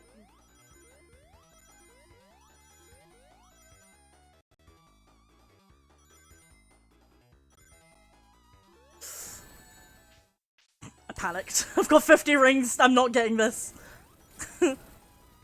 This is the easiest one, but it's only once you, like, figure out the pattern. But sometimes they, like, do it where they do 2 rows of bombs, or you don't have to jump.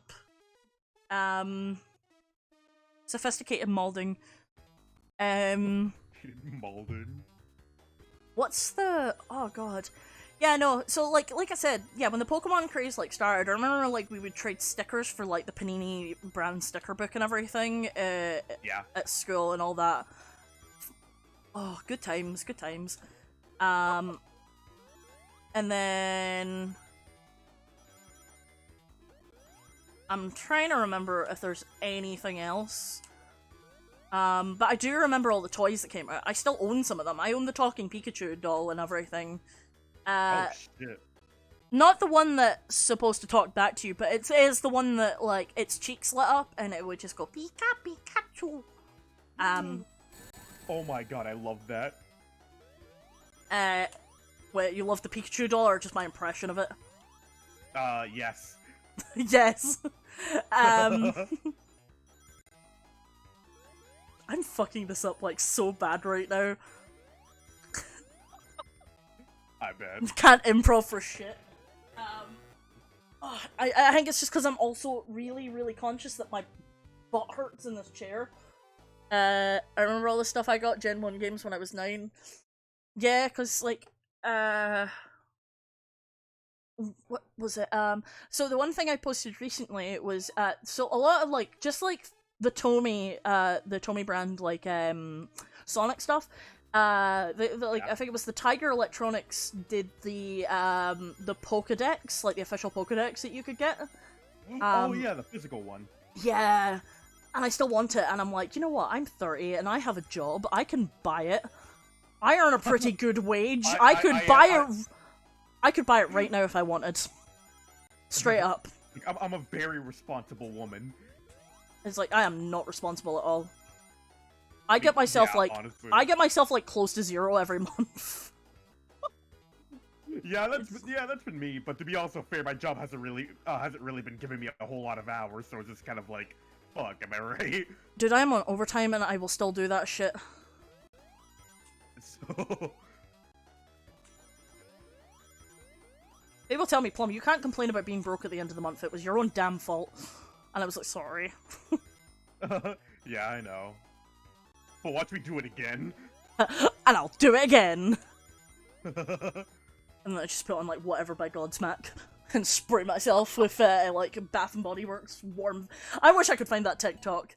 It was, like, it was during, like, the pandemic, like, during, like, the early days of the pandemic, and it was this girl that talked about, she was...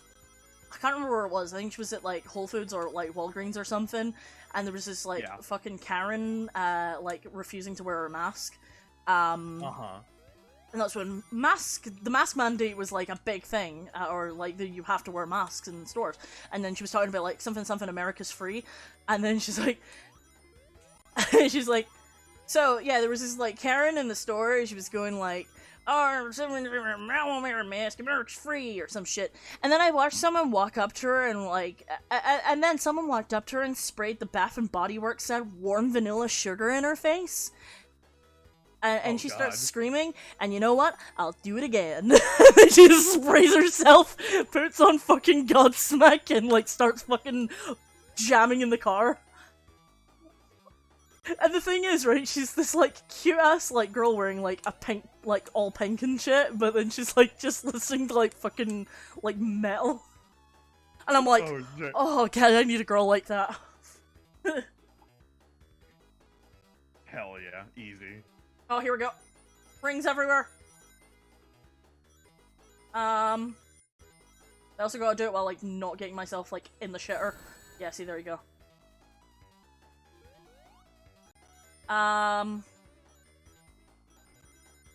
But yeah. I aspire to be, like, that level of petty. Absolutely, and you should.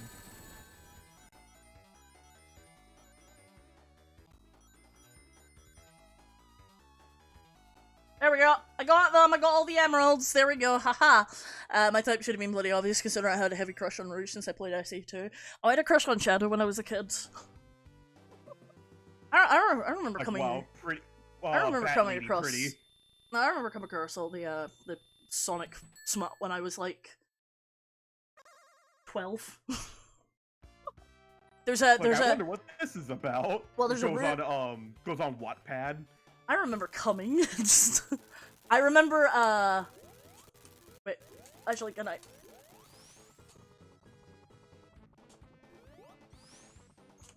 There we go.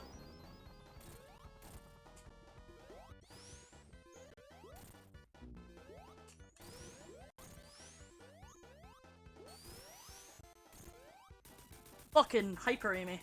Or Super Amy.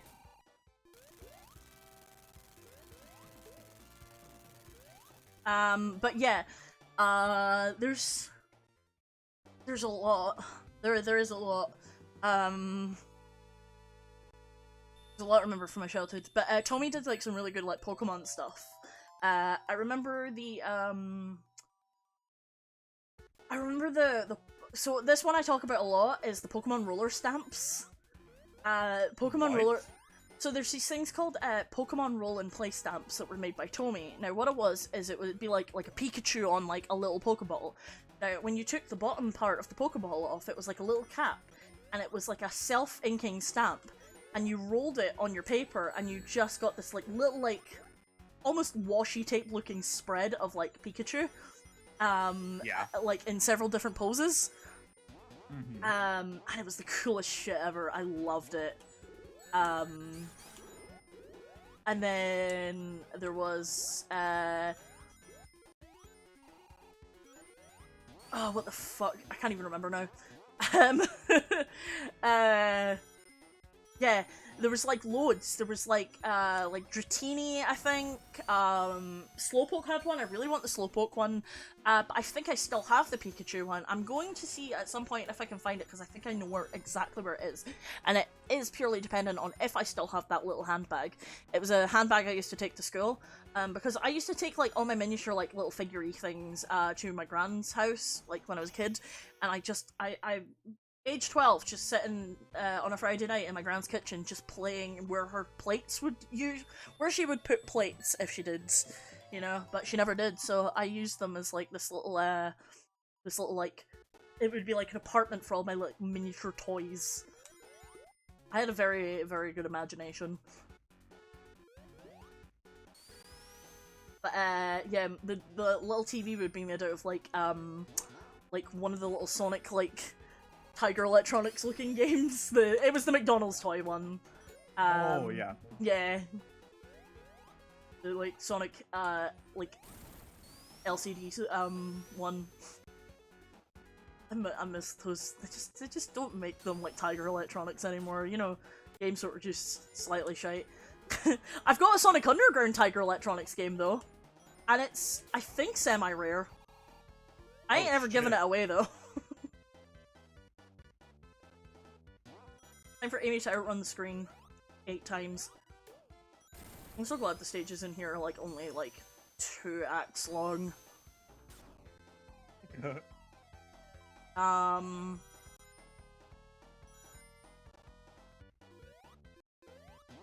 But yeah, alright, time for this fucking bit to be a cake. Well, I used to get stuck on this when I was a kid, but I no longer do. That's because this when you learn that this is like the easiest fucking thing. Shit! That's the only thing that can kill you, though. Oh, I was at the start. I was so close to like a checkpoint too. It's fine. I don't know if I could just do mostly the top of the level, but I think it would always lead me back to the same place regardless. Oh shit! What the fuck happened? Oh, my thing went for a second.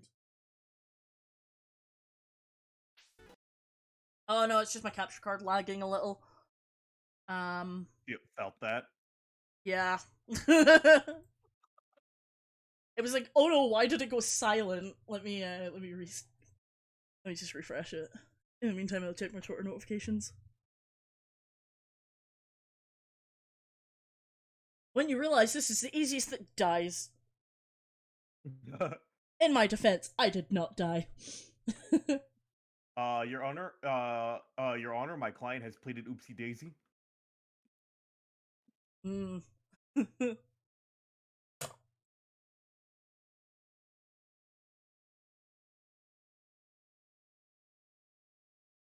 Oh, there we go. Why is my audio broken? Oh no, the audio went out of sync. Oh no. No, we're gonna get everything out of sync, so it's gonna like still be playing like straight up just playing Chemical Plant like while everything else is happening. I hate when this happens. Oh, why are rats trending on Twitter? I'm going to see. Yeah, apparently rats are trending in the United Kingdom. Meanwhile, I get art. I just get art. Oh my god, no! Oh god, what happened? I hate that! You wanna see something I hate? Hell yeah. Okay, I'm gonna send it to you. No! No, why did I add it to my bookmarks?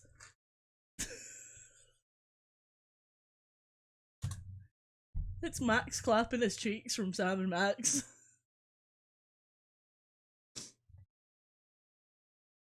Not me accidentally adding this shit to my bookmarks.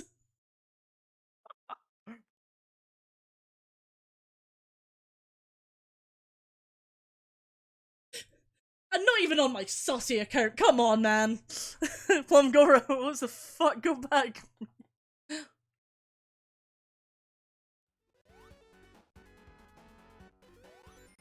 Okay, it's kind of working now. It always lags like a second behind capture card shit.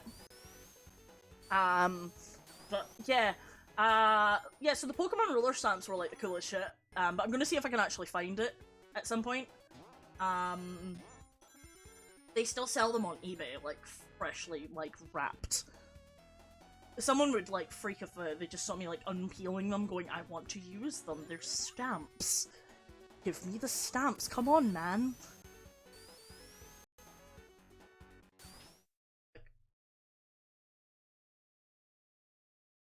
I still got that fucking cursed ass looking Kirby. Every Kirby is jolly as ever. Wait, cursed asshole Kirby? Kirby? It was something I retweeted on Twitter earlier, so... Uh-oh. It was someone, like, just pinkified an emoji and then, gave it, like, hands and feet and then went, yeah, Kirby! Kirby!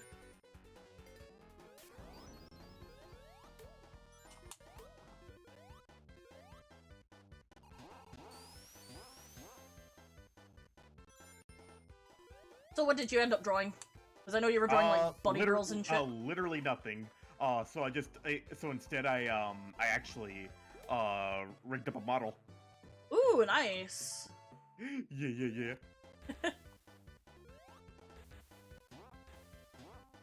I'm gonna have to do that. I want to do like a rigging stream so that people can watch me like just get the face wrong. Can't do the face turning for shit. I need, like, a guide for it, honestly. For rigging in particular? Yeah, it's to get the face turn to look natural and not, like, where it's, like, suddenly her left eye is, like, smaller than her right eye. Oh, yeah, I feel you on that. I hate it. I think there are, like, a couple of, because, like, I could send you a link to a video that helped me initially, but, like, I will admit, it looks pretty dated. Yeah, because, for, like, rigging videos in general, I use Yoshino. Yoshino art is so good for her rigging tutorials. Oh, yeah. So I'm in her Discord server, I think it's Yoshi's Waifu Island or something. Yeah, so she's good if you need to ask her anything specific. So I gotta suggest you join our Discord server if you're wanting to ask anything specific regarding rigging tutorials. Because, of course, I know how difficult, coming from someone who rigged and also used Yoshi's tutorials, because I always recommend her tutorials to everyone because she breaks it down in a way that's easy. Because I think I've had trouble before with, like, other rigging tutorials where, like, I just haven't understood it as well as Yoshi's. But yes.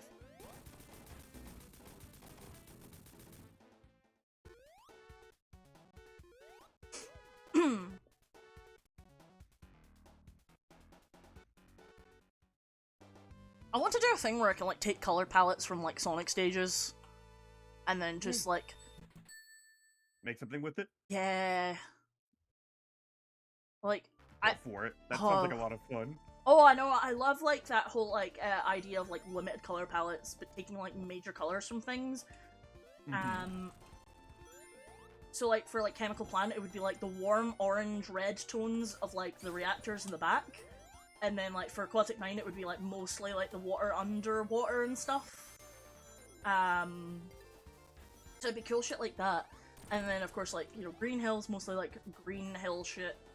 Browns and stuff. I love, like, just how primary colors, like, Sonic is, in general. But yeah, you could take, like, the pinks and, like, cyans from, like, underwater in this level, and then Casino Night would just be, like, a mishmash of colors. I would love to oh no, that, you know, that'd be really cool. Just What? create your own color like your own like eyeshadow palette using Sonic colors. Oh yeah. Like, oh my god, okay, that is future art. That's future art. Do it. Well, It's gonna look fucking amazing. I'm always looking for like fun little like art things to do on, because I wanted to do an Omori Polly Pocket, but it's just like the headspace, but it's literally like 2 things and then just a little box.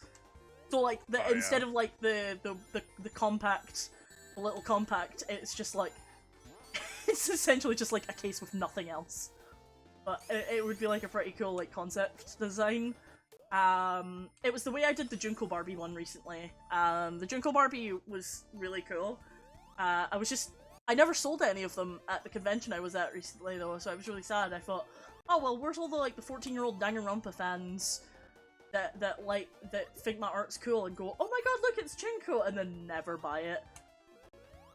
And I'm like, y'all will buy Hajime and Nagito kissing, but come on, man.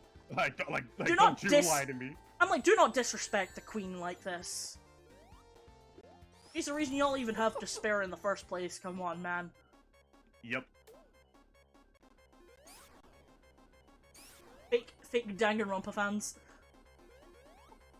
I knew when she was a little toxic, I'm not gonna lie. Oh god, I fucking see. I love Junko in the fact that like I kinda get it, because sometimes it's just the idea of seeing like but I think it's more that like it's the nihilism I can somewhat relate to, like if I was also a teenager when Danganronpa came out, because I was very cynical like that. It's that all I ever wanted was just to like see my enemies in pain. But I mean, she's just like, oh, despair, because I love just, you know, feeling cute might fucking cause the apocalypse today. But I'm not like in that way that Junko's like that. It's more just the case of just see the idea of just Schadenfreude. It's the idea of Schadenfreude.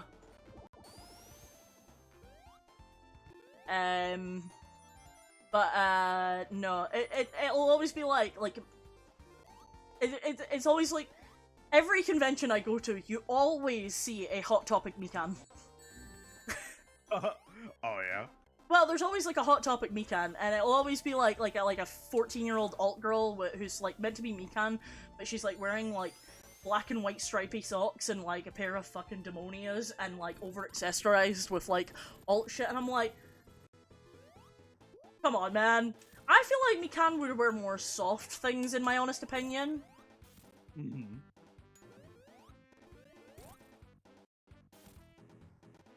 Oh shit. Like, I feel like for a character who's a nurse, she wouldn't be as over-accessorized.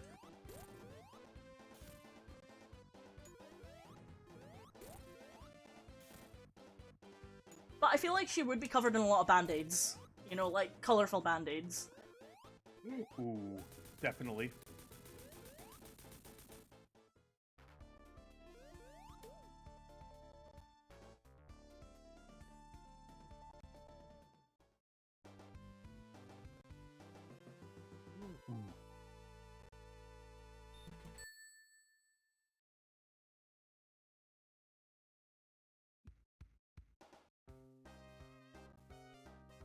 Hey, Casino Night. Right, let's go. Let's fucking go, man. Ooh. Yeah, it's time to get, like, the easy 50.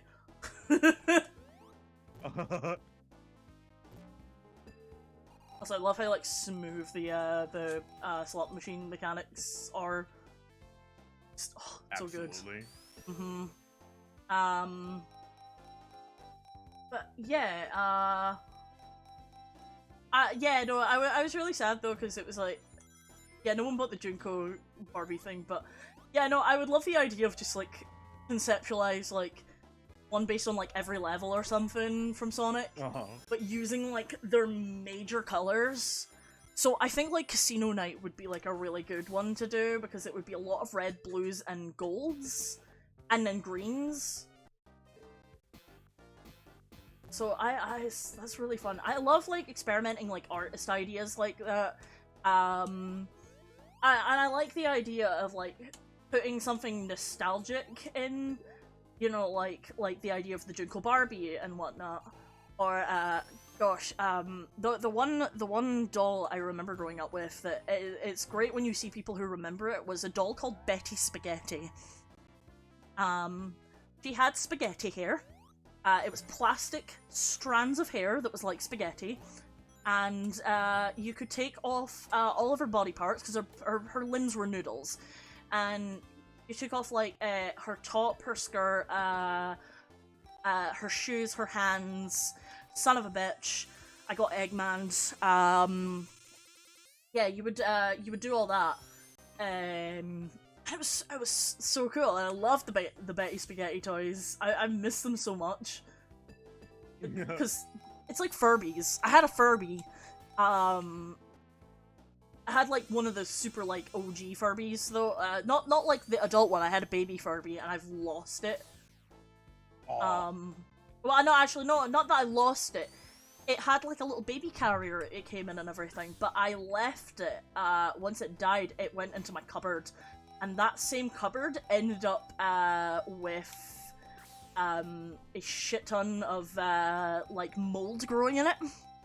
So it got lost to the mold. Oh no. Everything in that apartment got lost to the mold, and I was really sad. I wish I could just like go back in time and like be able to save those belongings. I just miss them so much. I bet. Oh, definitely. Oh, God, come on. There we go. These pinball sections are hell sometimes. I bet. Oh, yeah. Come on, can I just give me something, please? Come on, Tails, I need a lift. When you come back down. Alright, Tails, you can win for me.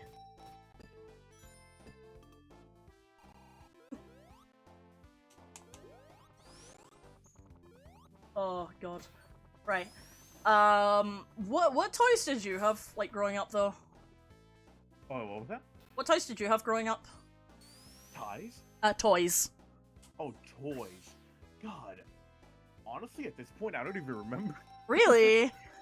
Did you have Did you have anything in particular that you'd always wanted? Oh, shit. But never got? That you could totally go and buy now if eBay prices are not, like, hell. Oh, no, yeah, like, absolutely insane. Yeah. I mean, if I had to guess, I've always wanted to buy like a fushigi when I was a kid, cause yeah. yeah, cause like I always saw the commercials, I was like, whoa, that's fucking wicked. It's probably just some kid like moving his wrist very flexibly. Yeah, exactly. Like I swear to God, now I just feel like it's straight up photoshopped. I don't believe it's real. Yeah, cause they're like fushigi, and it's like their whole wrist moving around this ball or something, and it's like. Just look like you're really good at like flexibly moving your wrist. Yeah, exactly. I wanted the Sonic Mountain Quest Tomy game. Oh shit. That was goated as fuck when I was a kid. I'm trying to remember what else I was like obsessed with the idea of owning. Oh, well, obviously it was the Pokemon, like the Pokedex. That I always wanted. I wanted the Pokeball game, because it was a quiz game kind of thing, where you had like loads of little mini games on it, because that was the one that you could get, I think, to accompany it.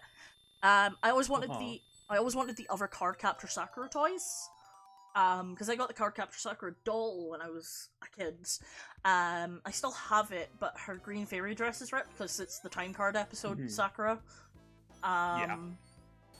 I loved it, and like I still have the doll, but she's all mangled because like her the wires in her limbs like became very bent out of shape after several years. So yeah, got all warpy. There was I think it was Fisher Price that did it.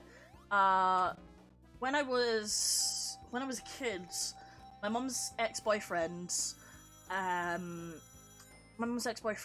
the time, his parents had at his parents' house, they had a Fisher Price McDonald's drive-through that you could just fold away and like shove in the corner or some shit. Oh shit. I thought it was the coolest thing ever because and I found some YouTube shorts of it and I had to find the right one that didn't have like too much background noise. It was like ASMR as hell. There was a thing where they had like the fryer made an actual sound. It made like a little crinkly sound, and it was just, oh my god, it was like amazing on your ears. But it was also like the coolest thing is like just the fact that the fryer made actual sound.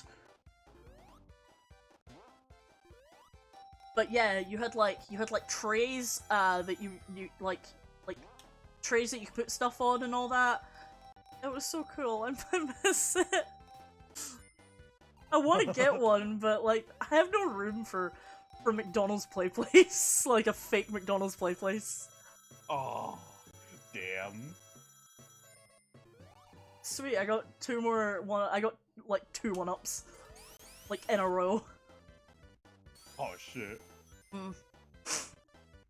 But yeah, so like I'm in an autism creative server, and I've run like a thing like that before, going like, what toys did you have as a kid, or what toys did you want as a kid? Because I'm always interested in hearing about like the things people grow up with.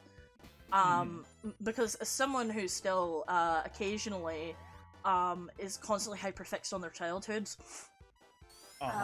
it's always great like going back and revisiting it. It's why I'm so obsessed with like old shows that I used to watch as a kid as well.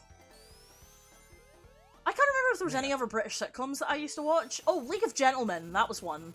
What's that about? Well, League of Gentlemen was about this weird town called Royston Vasey. But like once you went in Royston Vasey, you never left. But now it had like a blackface character, so you could never do it nowadays. It was like early, like it was like the late 90s, like right into the 2000s, like early 2000s. It was so weird. So every character was like some kind of fucking weird and quirky. There was a guy called Hillary Bliss, and I think he was meant to be selling meat, like meat that was just straight up just human meat and such. Oh shit. Oh yeah. It was all things like that, and then there was Edward and Tubbs, and they ran it's the local shop for local people. Fucking son of a bitch. But yeah, it was the local shop for local people, and like no one's allowed in, and like anyone who like tries who goes into the shop mysteriously like disappears if they're not local. Son of a bitch! I fucking died the same way again. Oh god, yeah. So I'm on Hilltop now. I can tell the piss story. Oh my god, it's the famous piss story. It's the famous piss story. So I'm gonna preface this. I was a toddler. That should set up the story nicely. I was 2.5 years old. I got really invested as a little baby watching my mum play this. But I sat there for so long and I pissed myself on the armchair. And my mum went mental. So this level was when it happened, and it always reminds me of when I pissed on the armchair at like 2.5 years old. And my mum went insane. She was like, "Plum, you're supposed to go to the bathroom and do that!" So every time I play this fucking level in Sonic 2, I will always talk about the piss story. You will never unhear I could die peacefully once I've, like, told my entire community about the piss story. Just every single one. Every single time. Without fail. Hey, have you guys heard about the plum as a baby piss story? Like, I swear to you, it's hilarious. It's hilarious. I was too invested in watching my mum play Sonic 2, I pissed on our armchair. And my mum went crazy.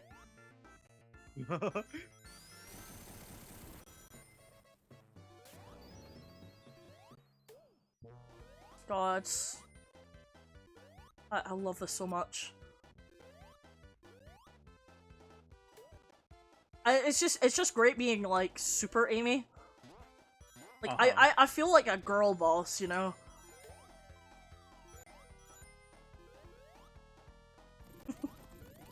Oh god, no, I died by crushing! Oh, shit. I just died by crushing. No. No. Well, I mean, like, once you get super, that's the only way you can die in the game. Is, like, die by falling or crushing. I'm getting, like, fairly close but I mean, I'm, like, halfway through the game now, technically. But yeah. Let's go. Let's go, lesbians. So, what other snacks, what other snacks did you love during your childhood, though? Oh, man. Because I said Lunchables. Oh yeah, that's a very good one. Lunchables. There's the penguin one. I forgot what it was called. Wait, did you guys get penguin cookies? No. I thought penguin. It was something like Lunchables. Oh, okay. Oh no, Kid Cuisine. Kid Cuisine. Yeah. Oh my god. Oh man. We never had Kid Cuisine. You guys got all the cool shit. We never fucking got fucking anything. Oh, that's unfortunate. Do you know what we got? Heinz spaghetti hoops and Heinz pasta shapes and a Heinz tomato sauce. And I never fucking ate any of them because I hated, like, I hated tomato sauce, growing up. Like, anything into tomato sauce. Until I, you know, stopped being a little fucking bitch about it, and then, eventually, like, just started eating, like, spaghetti bolognese and shit. Good shit, man. Good shit. But, I'm trying to remember now if there was anything else. Well, see, you guys got all the cool Lunchables. Now, well, you guys still get all the cool Lunchables nowadays. I've watched the Brittle Moose videos. But, yeah, nowadays, all we get is just Lunchables with the crackers. The crackers and cheese. Oh, just the crackers and cheese ones? We just get the crackers and cheese. Although, that being said, they do have the mini pizza one that you can make. Yeah. I haven't done that one though. Because that's called like the street pizza or something. It's like Lunchables, like street food, and you can only get it in like supermarkets, which is really annoying. But I am fucking addicted to the ham and cheese crackers. I love the ham and cheese crackers. Oh yeah. The chicken and cheese, not so much.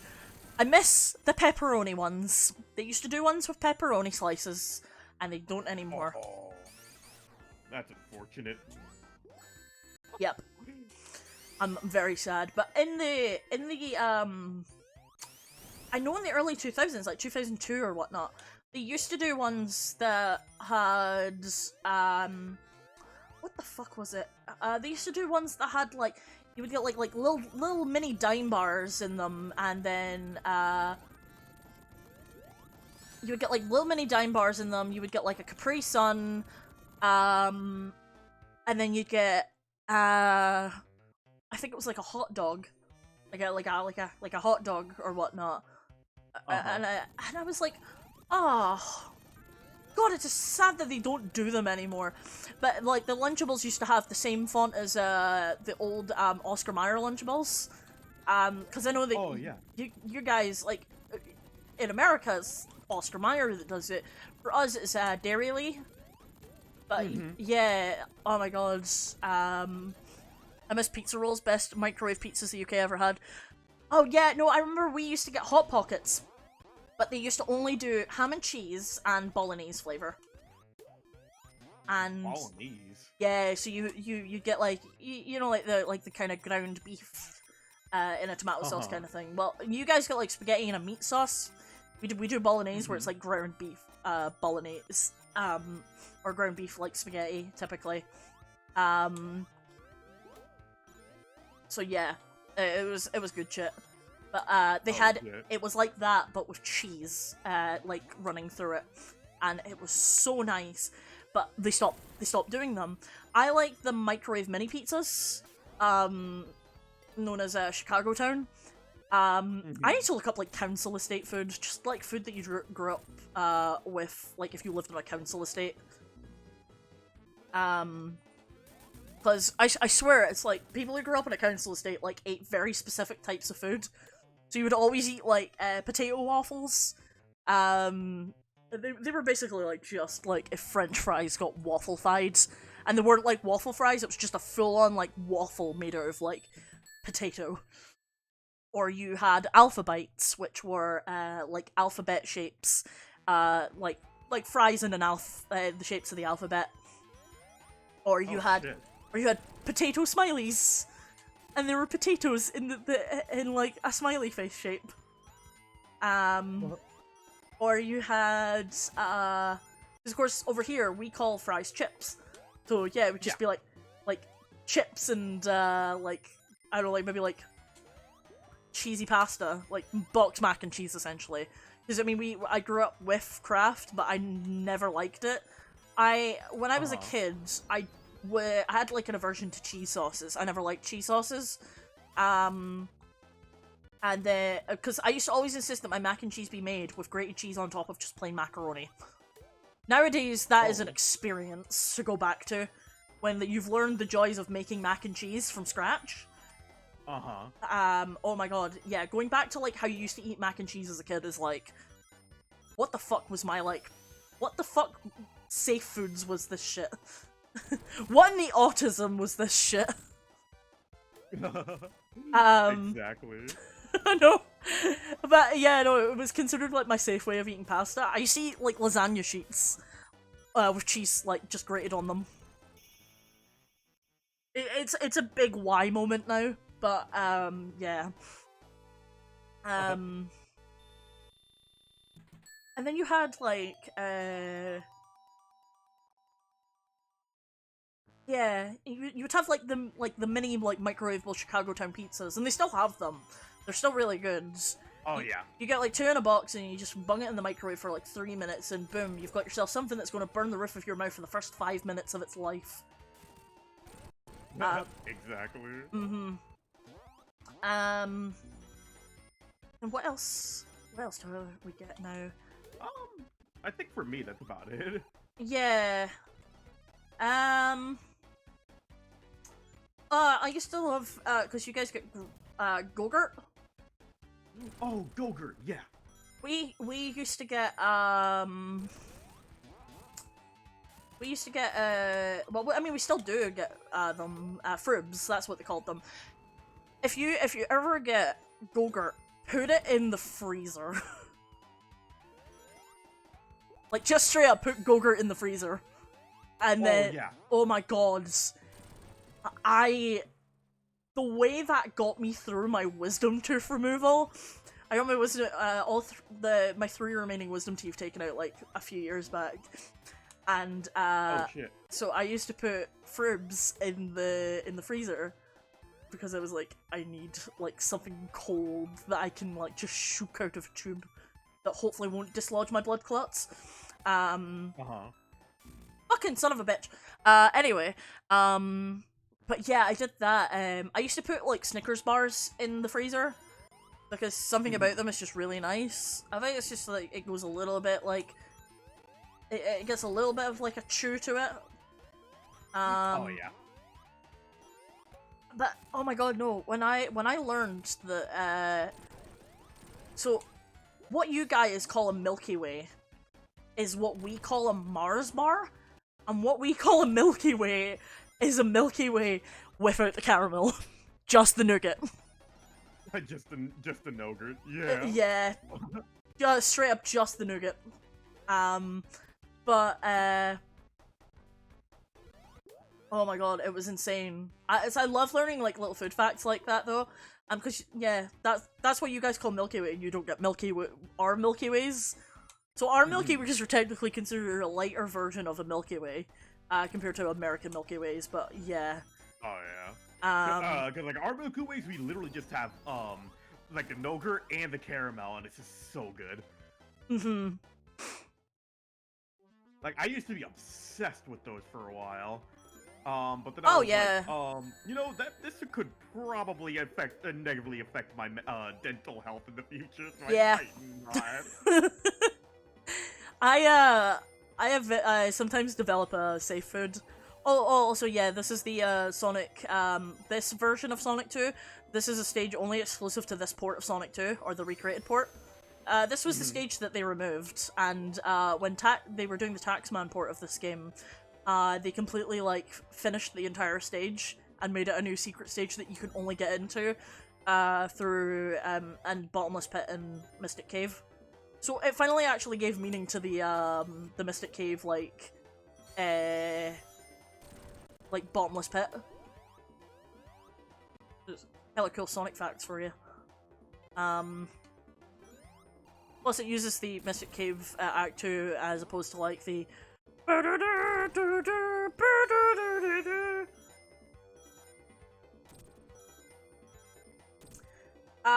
yeah, no, I'm trying to remember anything else.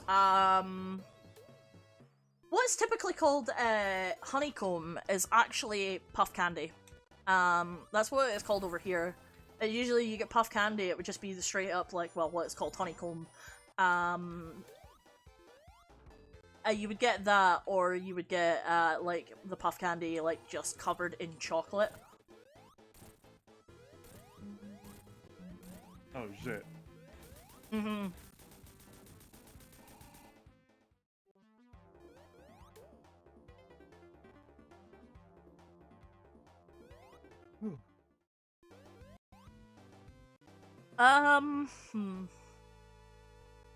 Yeah, so, no, I think I was telling the story about Sunny D getting banned in the UK and I never finished it.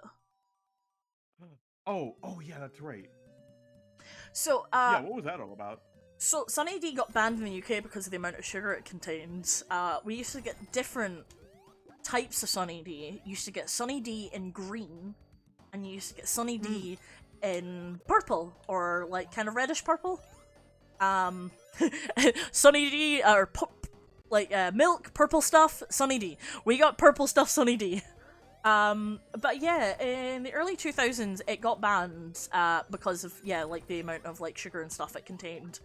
And of course, you know, the UK is very hell-bent on trying to tackle, like, childhood obesity and stuff. That's why they're straight up trying to ban, like, cereal mascots and stuff as well. But yeah, one of the things, one of the stories, that I remember was all over the news, there was a story about a girl, I think it's a 3-year-old girl who lived in, like, Wales, and what happened is she had so much Sunny D every single day, that her skin turned yellow-ish, apparently. What the fuck? Well, so Sunny D, contains- oh shit. Oh, there we go. Thank god. I got glitched in the wall for a second. So Sunny D contains beta-carotene, and it's basically, like, the properties that's in carrots. You'll find if you ate carrots, like, every day for probably, like, about a month, you would have the same thing. It kind of looks a little bit like jaundice. But yeah, beta-carotene is a property that, can dye your skin a specific color based on, like, the vitamins and stuff that's contained in it. So if you drink, if you drink stuff like orange juice, like, or like, if you drink, like, carrot juice, or eat loads of carrots and stuff, yeah, it will eventually, like, have an effect on your, like, outward appearance. but only a little bit. But yeah, I remember like I remember the whole story going around about that was like, oh my god, she turned into a Simpsons character and stuff, and it was insane. But like, we never ever saw pictures. Never saw pictures. But yeah, that was in 1999, but I remember that story being cited as the reason why Sunny D got banned. But I miss that they used to do the strawberry one. The strawberry Sunny D was amazing. But when they brought it back, it was just, it was like Florida orange or California orange, again, but... Or I think one that had like kind of more grapefruit and a little bit of berries and stuff in it, but it wasn't the same. It was like orange or reddy orange. Oh wow. Like, or blood orange or whatnot. Sunny D is still good. I need to... You know what, now I'm thinking about it, I really need to get a ball next time I'm in Tesco. Because they don't sell it in my they don't sell it in my corner shop, which I'm sad about. Oh shit. I think they had it at one point. It's because the guy tends to get like food from supermarkets, and you're not supposed to sell multi-pack things, but a lot of people who run their own store tend to just do it anyway because fuck trading standards. No, yeah. But yeah, they'll do that. They'll buy it for a cheaper price and then sell it for like, yeah. Or like even cheaper than that, or? They'll price it to like the price of like regular ones, but then they'll turn in like more of a profit than what they've lost and such. Oh yeah. Yeah. But they do that. They'll sell like multi-pack bars of chocolate, which you're not supposed to do. Huh. So like you could like if you felt like you could report them to trading standards, but like I would never do that. I would never snitch. I'm just like, fuck it, I'll buy my multi-pack can of Iron Brew. It's still good. God, what about, like, ice cream and shit, though? Oh, ice cream? I remember... God, I remember I would always get the SpongeBob in the, Sonic Popsicles. I knew you were about to talk about the popsicle. We never got them. We don't get them here. Oh! You would just get something like well, not Mr. Whippy, but so what we call in the UK Mr. Whippy, you guys just call soft serve. Oh. Yeah, so we always called it Mr. Whippy, and it was always the best with like sprinkles on it. Ooh. Oh man. Alright, now that makes me want to go get some ice cream, but the nearest ice cream store to me is like 30 minutes away. Oh no! Well, we have a really good place called Caspa's, and there's like it's like a chain. It's like an ice cream chain, just kind of like Dairy Queen or whatnot. But it's actually like a dessert bar kind of thing, and it's so good. But they stopped doing the banana split, which was my favorite. Fucking love a good banana split. But this one, they used to put like fudge cubes on your banana split. And it was these like little cubes of fudge, and they would go a little bit like crunchy hard in the ice cream. And they tasted amazing. And they would like be drenched in this like caramel sauce. We used to have Mario. Oh, we have the Mario and Donkey Kong ice creams. Do you know what I remember having though? Oh, that's even cooler than the Sonic one. What the fuck? Yeah. I will have to find you a picture of one that I had.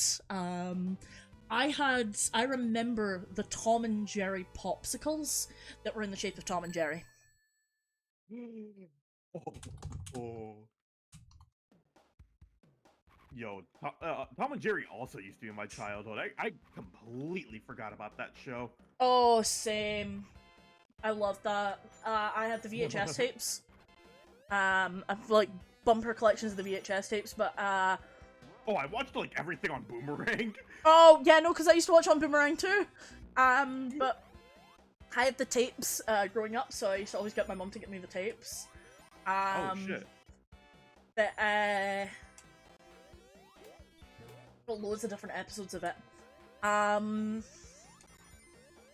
Oh, what's it? I think it was, I can't remember if it was Much Ado About Mousing was a really good one. I like the Chuck Jones era Tom and Jerry from like the 50s or 60s, I think it was. I need to check. Was Chuck Jones era Tom and Jerry? Chuck Jones, Tom and Jerry.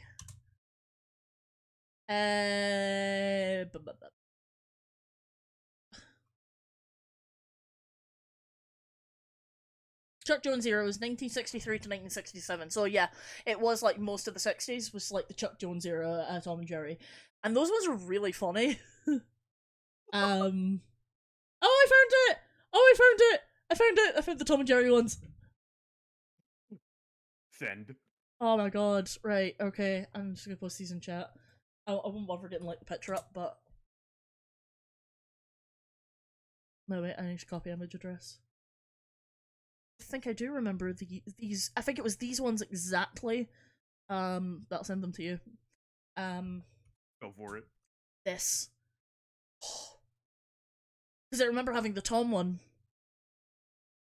They were specifically having the Tom one.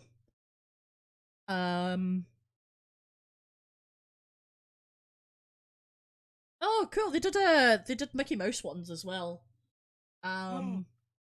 Yeah, it was like Mickey, Minnie, Donald, Goofy. Oh my god, this would be like cool to do like plum art of though, like plum art as like a popsicle. Do it. A plumsicle. Plumsicle.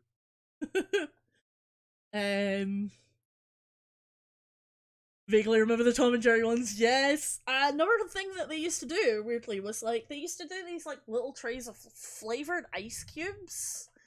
They were like little juice ice cubes or something, I don't know, it was very particular.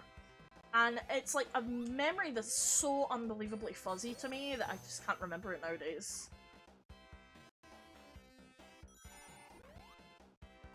But yeah, like, what other cartoons and stuff did you like? I remember watching a fuck ton of Code Name Kids Next Door. Like, that was amazing I show. remember it very vaguely based on a couple of episodes, and it was the one where I think it was that, like, Care Bears-like doll that number 3 was obsessed with. And, I think they, like, took over an island or something. That definitely sounds like a K&D episode, but I wouldn't know which specifically that one is, or at least, like, a number. I was obsessed with Hi Hi Puffy Amiyumi. Oh, shit. I love that's also on the Internet Archive if you like are interested. Oh yeah, isn't she the isn't that the artist who did Teen Titans theme song? Yeah, they were like a pop duo. I think they're still going. But yeah, they did the Teen Titans intro, but their music in general outside of that and their own like Cartoon Network cartoon was really good. So their stuff is on Spotify, but they don't go by Puffy Amiyumi. I think they just go by Puffy, which is their original name. So if you want like good like J-pop to listen to on like Spotify, then I highly recommend some good Puffy Amiyumi. Bet. Or just Puffy. And I'm trying to remember if there's anything else that I used to watch, because of course I didn't have Cartoon Network, and I only watched Puffy Amiyumi. After an episode of Biederman, I think it was, I can't remember what it was. It was I think Bakugan was the one, Battle Brawlers or something, or just Biederman or something. But yeah, Biederman was one of those like anime was like just made to sell the toys. Yeah, because it was like a marble, like, Chinko ball looking ass, like, marble game or something. A ball bearing kind of thing. And then, but yeah, I used to watch Biederman, and then watch Puffy Amiyumi, and then I'd watch Shaolin Showdown afterwards. But, of course, I grew up on, like, public TV, so, like, the channels that you had readily available. Kind of like, again, like PBS and shit. Yeah. Well, I grew up on Arthur, which was PBS. Oh, yeah! That's what I'm saying, like, we got a lot of Canadian shows. So we got, like, Arthur, Mona the Vampire and shit.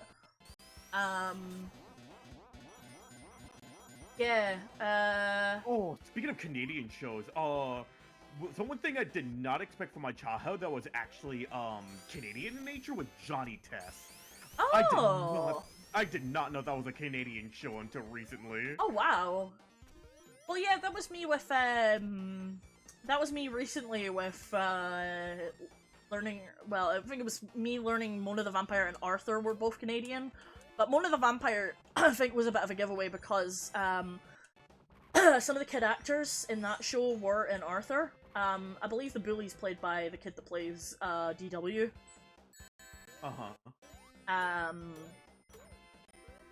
But the other ones were, hello, Bobby! The other ones were like... God, my mind is drawing a blank. Other Canadian shows that I've watched as a... Oh, I used to watch one called Ubos, The Ultimate Book of Spells.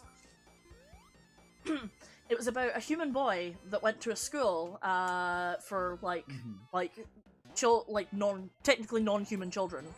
So he went to school with, like, a witch and a kid who can turn into a werewolf. Oh, shit. Yeah. I used to watch the 2000s Trolls cartoon, which was amazing. It was Trolls with a Z, and they were spellcasters. I liked a lot of shows with magic in it, but yeah, Trolls was really good, but they had, like, spell beads and shit.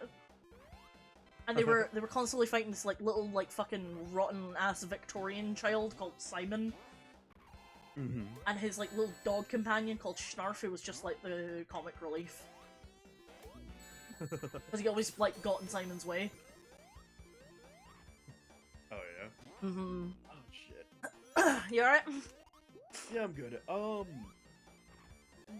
I think I might actually, dip out over here and get it. I just need some time to lie down. Oh, gosh, yeah, no, oh, God, we've been going for, like, 4 hours. Jesus Christ. Yep. Yeah. I think I'll call it here. Once I finish this... I think once I finish, like, Metropolis Zone. I'm, like, near the end anyway, but I think, you know what, I'm just gonna stop it here. That's fine. And I'll go raid out someone. What's that? But I had so much fun being with you though, Plumi. Oh, yeah, no, this is great. I can't wait to do this with, like, more people, though. Definitely. Oh, yeah. I'm definitely looking at making it a regular segment once I re-debut. So it'll be pretty cool. Oh, yeah, 100%. Yeah, I think it mentioned that, something about, like, you wanted to do collabs, but, something bad really happened. Oh, wait a minute. What was it?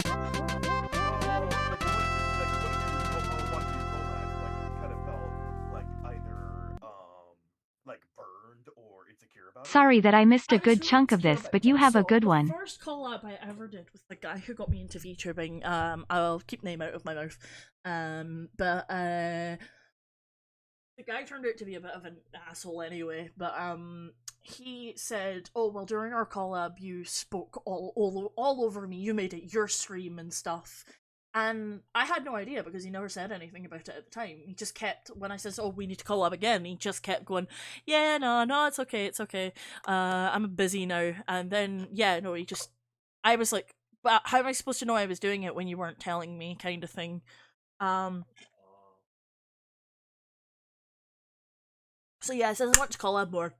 But after that, with my first collab, I got really anxious about it. And I went, I hope I didn't speak over you the whole time and such. Yeah, because I obviously I got worried while we were streaming, like, while you were still live, that, like, I was just talking way too much. But no, you're good. yeah. Like I said before, I just really like letting people speak their mind about anything. Like, to me, it just sounds like a podcast. Oh yeah, Bobcat stream collab, but I'm not exactly a VTuber. I don't know, Bobby, I like having you as a guest on my my streams and stuff, because like that, we just sit and talk about shit, you know? Yeah, exactly. me and Bobby will talk about a guy that we used to know who was like a major creep for me, and we were like, oh, remember that guy? Yeah, he was like, oh, I don't want you to have any boyfriends because, like, I like you. So he would make me, like, choose between, like, him or this person I was, like, friends with and not exactly dating. The guy was, like, unhinged. Jesus Christ. Oh yeah, it was like textbook. I was best friends with an incel. When we get an apartment together, yes, that he dead ass said that. Like no cap. Oh, ew. It wasn't if we get an apartment, and then he tried to use like the I'm autistic and social cues and stuff. And whenever I go on about like my social cues and how I need people to be straight with me, when not if, yeah. I always worry that I'm sounding like him when I do that. Because I don't want to come off as like, oh hey, like please can you like not or something. Like, or can you not like be vague? Can you please? Because like I don't catch on to this. It's one thing I do struggle with being undiagnosed neurodivergent is, well, one, not knowing if I'm particularly autistic. It's still one of those things that's really hard for me being assigned female at birth to get diagnosed. But yeah, the one big thing is yeah, I do like to tell people, please just be straight with me, because if you're being vague, then I'm gonna worry, or I'm not going to be able to pick up on it. And I did mention in my streams, like at one point, that I had an issue with people in an IRL community that I was involved in, where they weren't exactly honest with me. They weren't exactly like straight and honest with me, like I'd asked them to be. And then it got into a question about like boundaries and stuff that I'd apparently crossed, and all that. And it's that thing where it's like people are like, oh well, you have like rejection sensitive dysphoria, I don't want to like offend you or anything. And it's like, you're not going to offend me. I would rather be offended for all of 5 seconds than be really fucking hurt if I just found out you were lying to appease me. You know? And I'm like, no, yeah. Because I'm not a sensitive little baby. I am a grown whole ass adult, and it's like I think I can handle getting a little bit hurt. Yeah, exactly. Because I will apologize a lot, and it's just how I am. But yeah, no. I always worry that when I go on about like my social cues are like a big issue, and I struggle with them, because I do really struggle with them. But the difference is, he was talking about his social cues was like after I said, look, I'm not interested in going out with you. Like that wasn't me being vague and beating around the bush. It was basically me like, look, I'm not interested in you like that. I don't like you like that, and I never have. Yeah. It's like, that's when I hardcore friend-zoned him, and then he just decided, I would rather you reject me than to find out later that you don't want to be around me while you grit through your teeth that you're not bothered by me. Thank you! Oh my god! That is literally me. Because, again, it pisses me off when people do it. It's like, why are you making yourself uncomfortable for my sake? Like, just tell me you don't want to hang out or something. It's like, don't lie to me. It hurts. It generally does. You know? I already worry like constantly that like people that there's a lot of people out there who are just like, oh well, you know, like, oh well, you know, I hate you and stuff, and I've hated you for this long and all that. People, fake friends. I always worry that people are like secretly hate me, and that like every friendship I have is one elaborate scheme that everyone is in on, and they make fun of me behind my back. Shit fucks me up.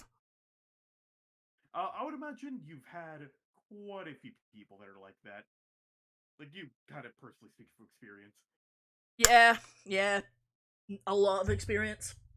I had a lot of fake friends growing up and stuff. So that's why I always considered like the real friends I had were I think technically just the autistic kids I hung out with at school around the table. Oh yeah. Yeah, that was me. I think the only friendship from my school years that I generally kept was was the friendship I have with my best friend, and that was about it. Everybody else completely fucked off. Well, it's that thing where people like from my school try and talk to me, and I'm just like, I'm not the same person I was when I was like 15. Please leave. I'm not the same person, but I'm also the exact same person. Like you're that exact person, but with experience. I'm that person with trauma. Hi, I'm Plum. I'm Plum from high school with trauma. You're not gonna like me because all my trauma came from like high school on or like primary school onwards. So, oh yeah. gosh, God. yeah. I guess also on that front, it's just kind of um, like what? I guess like at a later time, I genuinely would like to if you're comfortable with it. I would like to like kind of see or at least hear like some of the stuff that you've went through. Oh yeah, because I do like to talk about it because oh my god, thank you for the raid. Hello. What a perfect time to get a raid. I was actually just wrapping up stream. But yeah, no, it's one of those things where I'm very open about a lot of stuff I've went through. Oh, you're playing Zelda. Oh. I'm tied between watching the new episode of Game Grumps because they're currently doing Goron City, and I haven't gotten there on stream yet because I just finished doing Tulin's bit, and I'm just like, oh. My favorite thing that someone's made out of Zonai tech is someone made a food stand and they just spawned it around Ganondorf, so he is straight up trapped in that shit, which is really funny. Ooh, shrine hopping. Yeah, I've been playing it recently. Just going around filling the Hyrule Compendium as much as I can. Because it's fun to kind of do. So yeah. Oh yeah. I was about to say, wait a minute. You're that kind of person. Oh yeah, no. Well, it lets me indulge in playing the game between streams. So that I'm not laying dormant. So I can get my fix and do like so I can get my fix and then do shit around it, and then yeah. But I've been going doing side quests, shrines, nothing that I would count like too major that I would like to just do on a stream. So I haven't done the Lurelin Village one yet. I want to do that on stream. I've been kind of exploring the Gerudo Desert again, trying to do more compendium stuff. And then I accidentally walked in on the Riju cutscene in like a specific area, so I was like, I wasn't meant to do this. But yeah, what was I saying? Yeah, so, the thing that I was doing, yeah, so I'm always open to talking about, like, the things I went through, because I you know, people enjoy lore. Here's my lore. My villain arc. Here's deep Plumy lore. Well, Plum's actual lore was based on a personal story. So, Plum's human form. I've never actually drawn Plum's human form. But because I'm working on a game that's sort of based on the shit I went through, but very condensed into story, so that it doesn't seem too obvious. So it's like half loosely a personal story. It's called Fragments of Loreley, and it's about a girl who's in a psychiatric ward called Loreley, and Loreley has dissociative identity disorder. So the idea is you're supposed to discover you're supposed to piece together the things from Loreley's traumatic past that make up her character by meeting her alters and then confronting the people that have hurt her personally. And one of the ideas was for one of the endings, like if it was a bad ending, it was meant to be Loreley chose to voluntarily stop breathing. Yeah, Laura. The idea was for Loreley to live-int, and then she gets reincarnated as Plum, because that's what happened. Was the human version of Plum live-inted and then came back, reincarnated as a magical girl. That's why I say that Plum's lore is dark, and that she's technically dead. So doing the Grimace Shake challenge would do fuck all to her. She's just be like, yummy. Like, oh wow, thanks for the happy birthday, Grimace. Happy birthday, Grimace. Yay! But yeah, I wrote Plum's lore around it was around the time that I had attempted, and I was going through a lot because I'd been abandoned by someone. I was a week before the person that I tried to try to live into over, because I felt like bad that I'd hurt them. That was like the week before they ended up abandoning me. Oh shit. Yeah. They were just like, hi, I can't be your friend because you scared the shit out of me. Because I grow attached to people too easily. So yeah. And it turned into like an obsession, so I was like, I've got to just like dip. But yeah, I wrote Plum's lore as I wrote that into Plum's lore because it was a way to cope with it. It was a I survived, now I need to keep going kind of thing. And that's what Plum's lore is the reason that she got brought back was because the way people made her happy for content creation, she wanted to do the same for other people. And that's why the goddess she meets gives her that second chance. It's a lot of shit. But yeah. That is basically what I'm writing into the Lorelei thing, so not... Oh yeah. Yep. uh Oh shit. Yeah. indeed. I mean, hey, you know what I always say? You can't have a good OC without giving them a fuck ton of trauma, like legit. Oh, definitely. Definitely. Well, either way, thank you so much for collabing with me, Bloomy. Yeah, Maybe we no can do it again, worries. but like we can actually like play a game. Oh, definitely. But yeah, I'll let you get like lying down for like a nap or whatnot. Alrighty. Have a I'll good see you one. soon, Bloomy. See ya. Let's go. Right, I'm gonna go and read out Melon Rose because they are currently doing a stream. They're doing a donathon, with good old Dummy Whiff is playing Raincode. Melon is doing art. So, and I haven't rated Melon in like a little bit, so I wanna have a look at the stuff that they've done so far though, because I want to see all the tarot cards. So they're doing an icon donathon, so if you wanted like a cool little icon, you can get yourself one. So cool. I was so tempted to go and get one, but I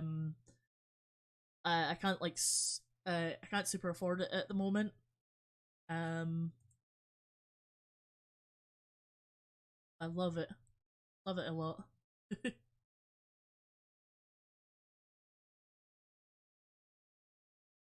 Just having a little look at their moment.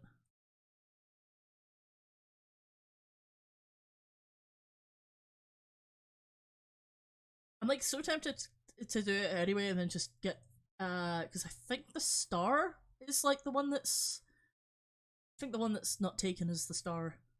And that would be like a pretty cool one for me to get.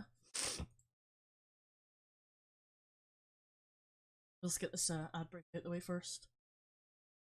I like to raid into someone. But yes. Let me go and stream manager.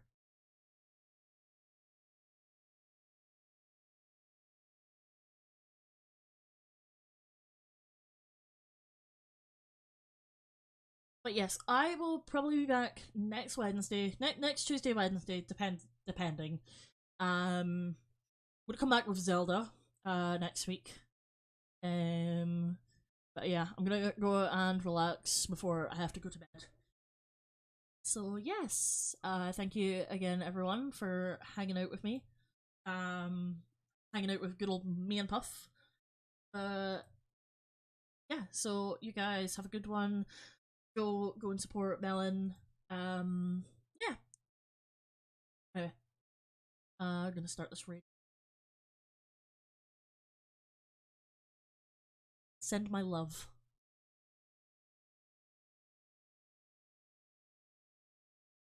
See you guys later. We sure are.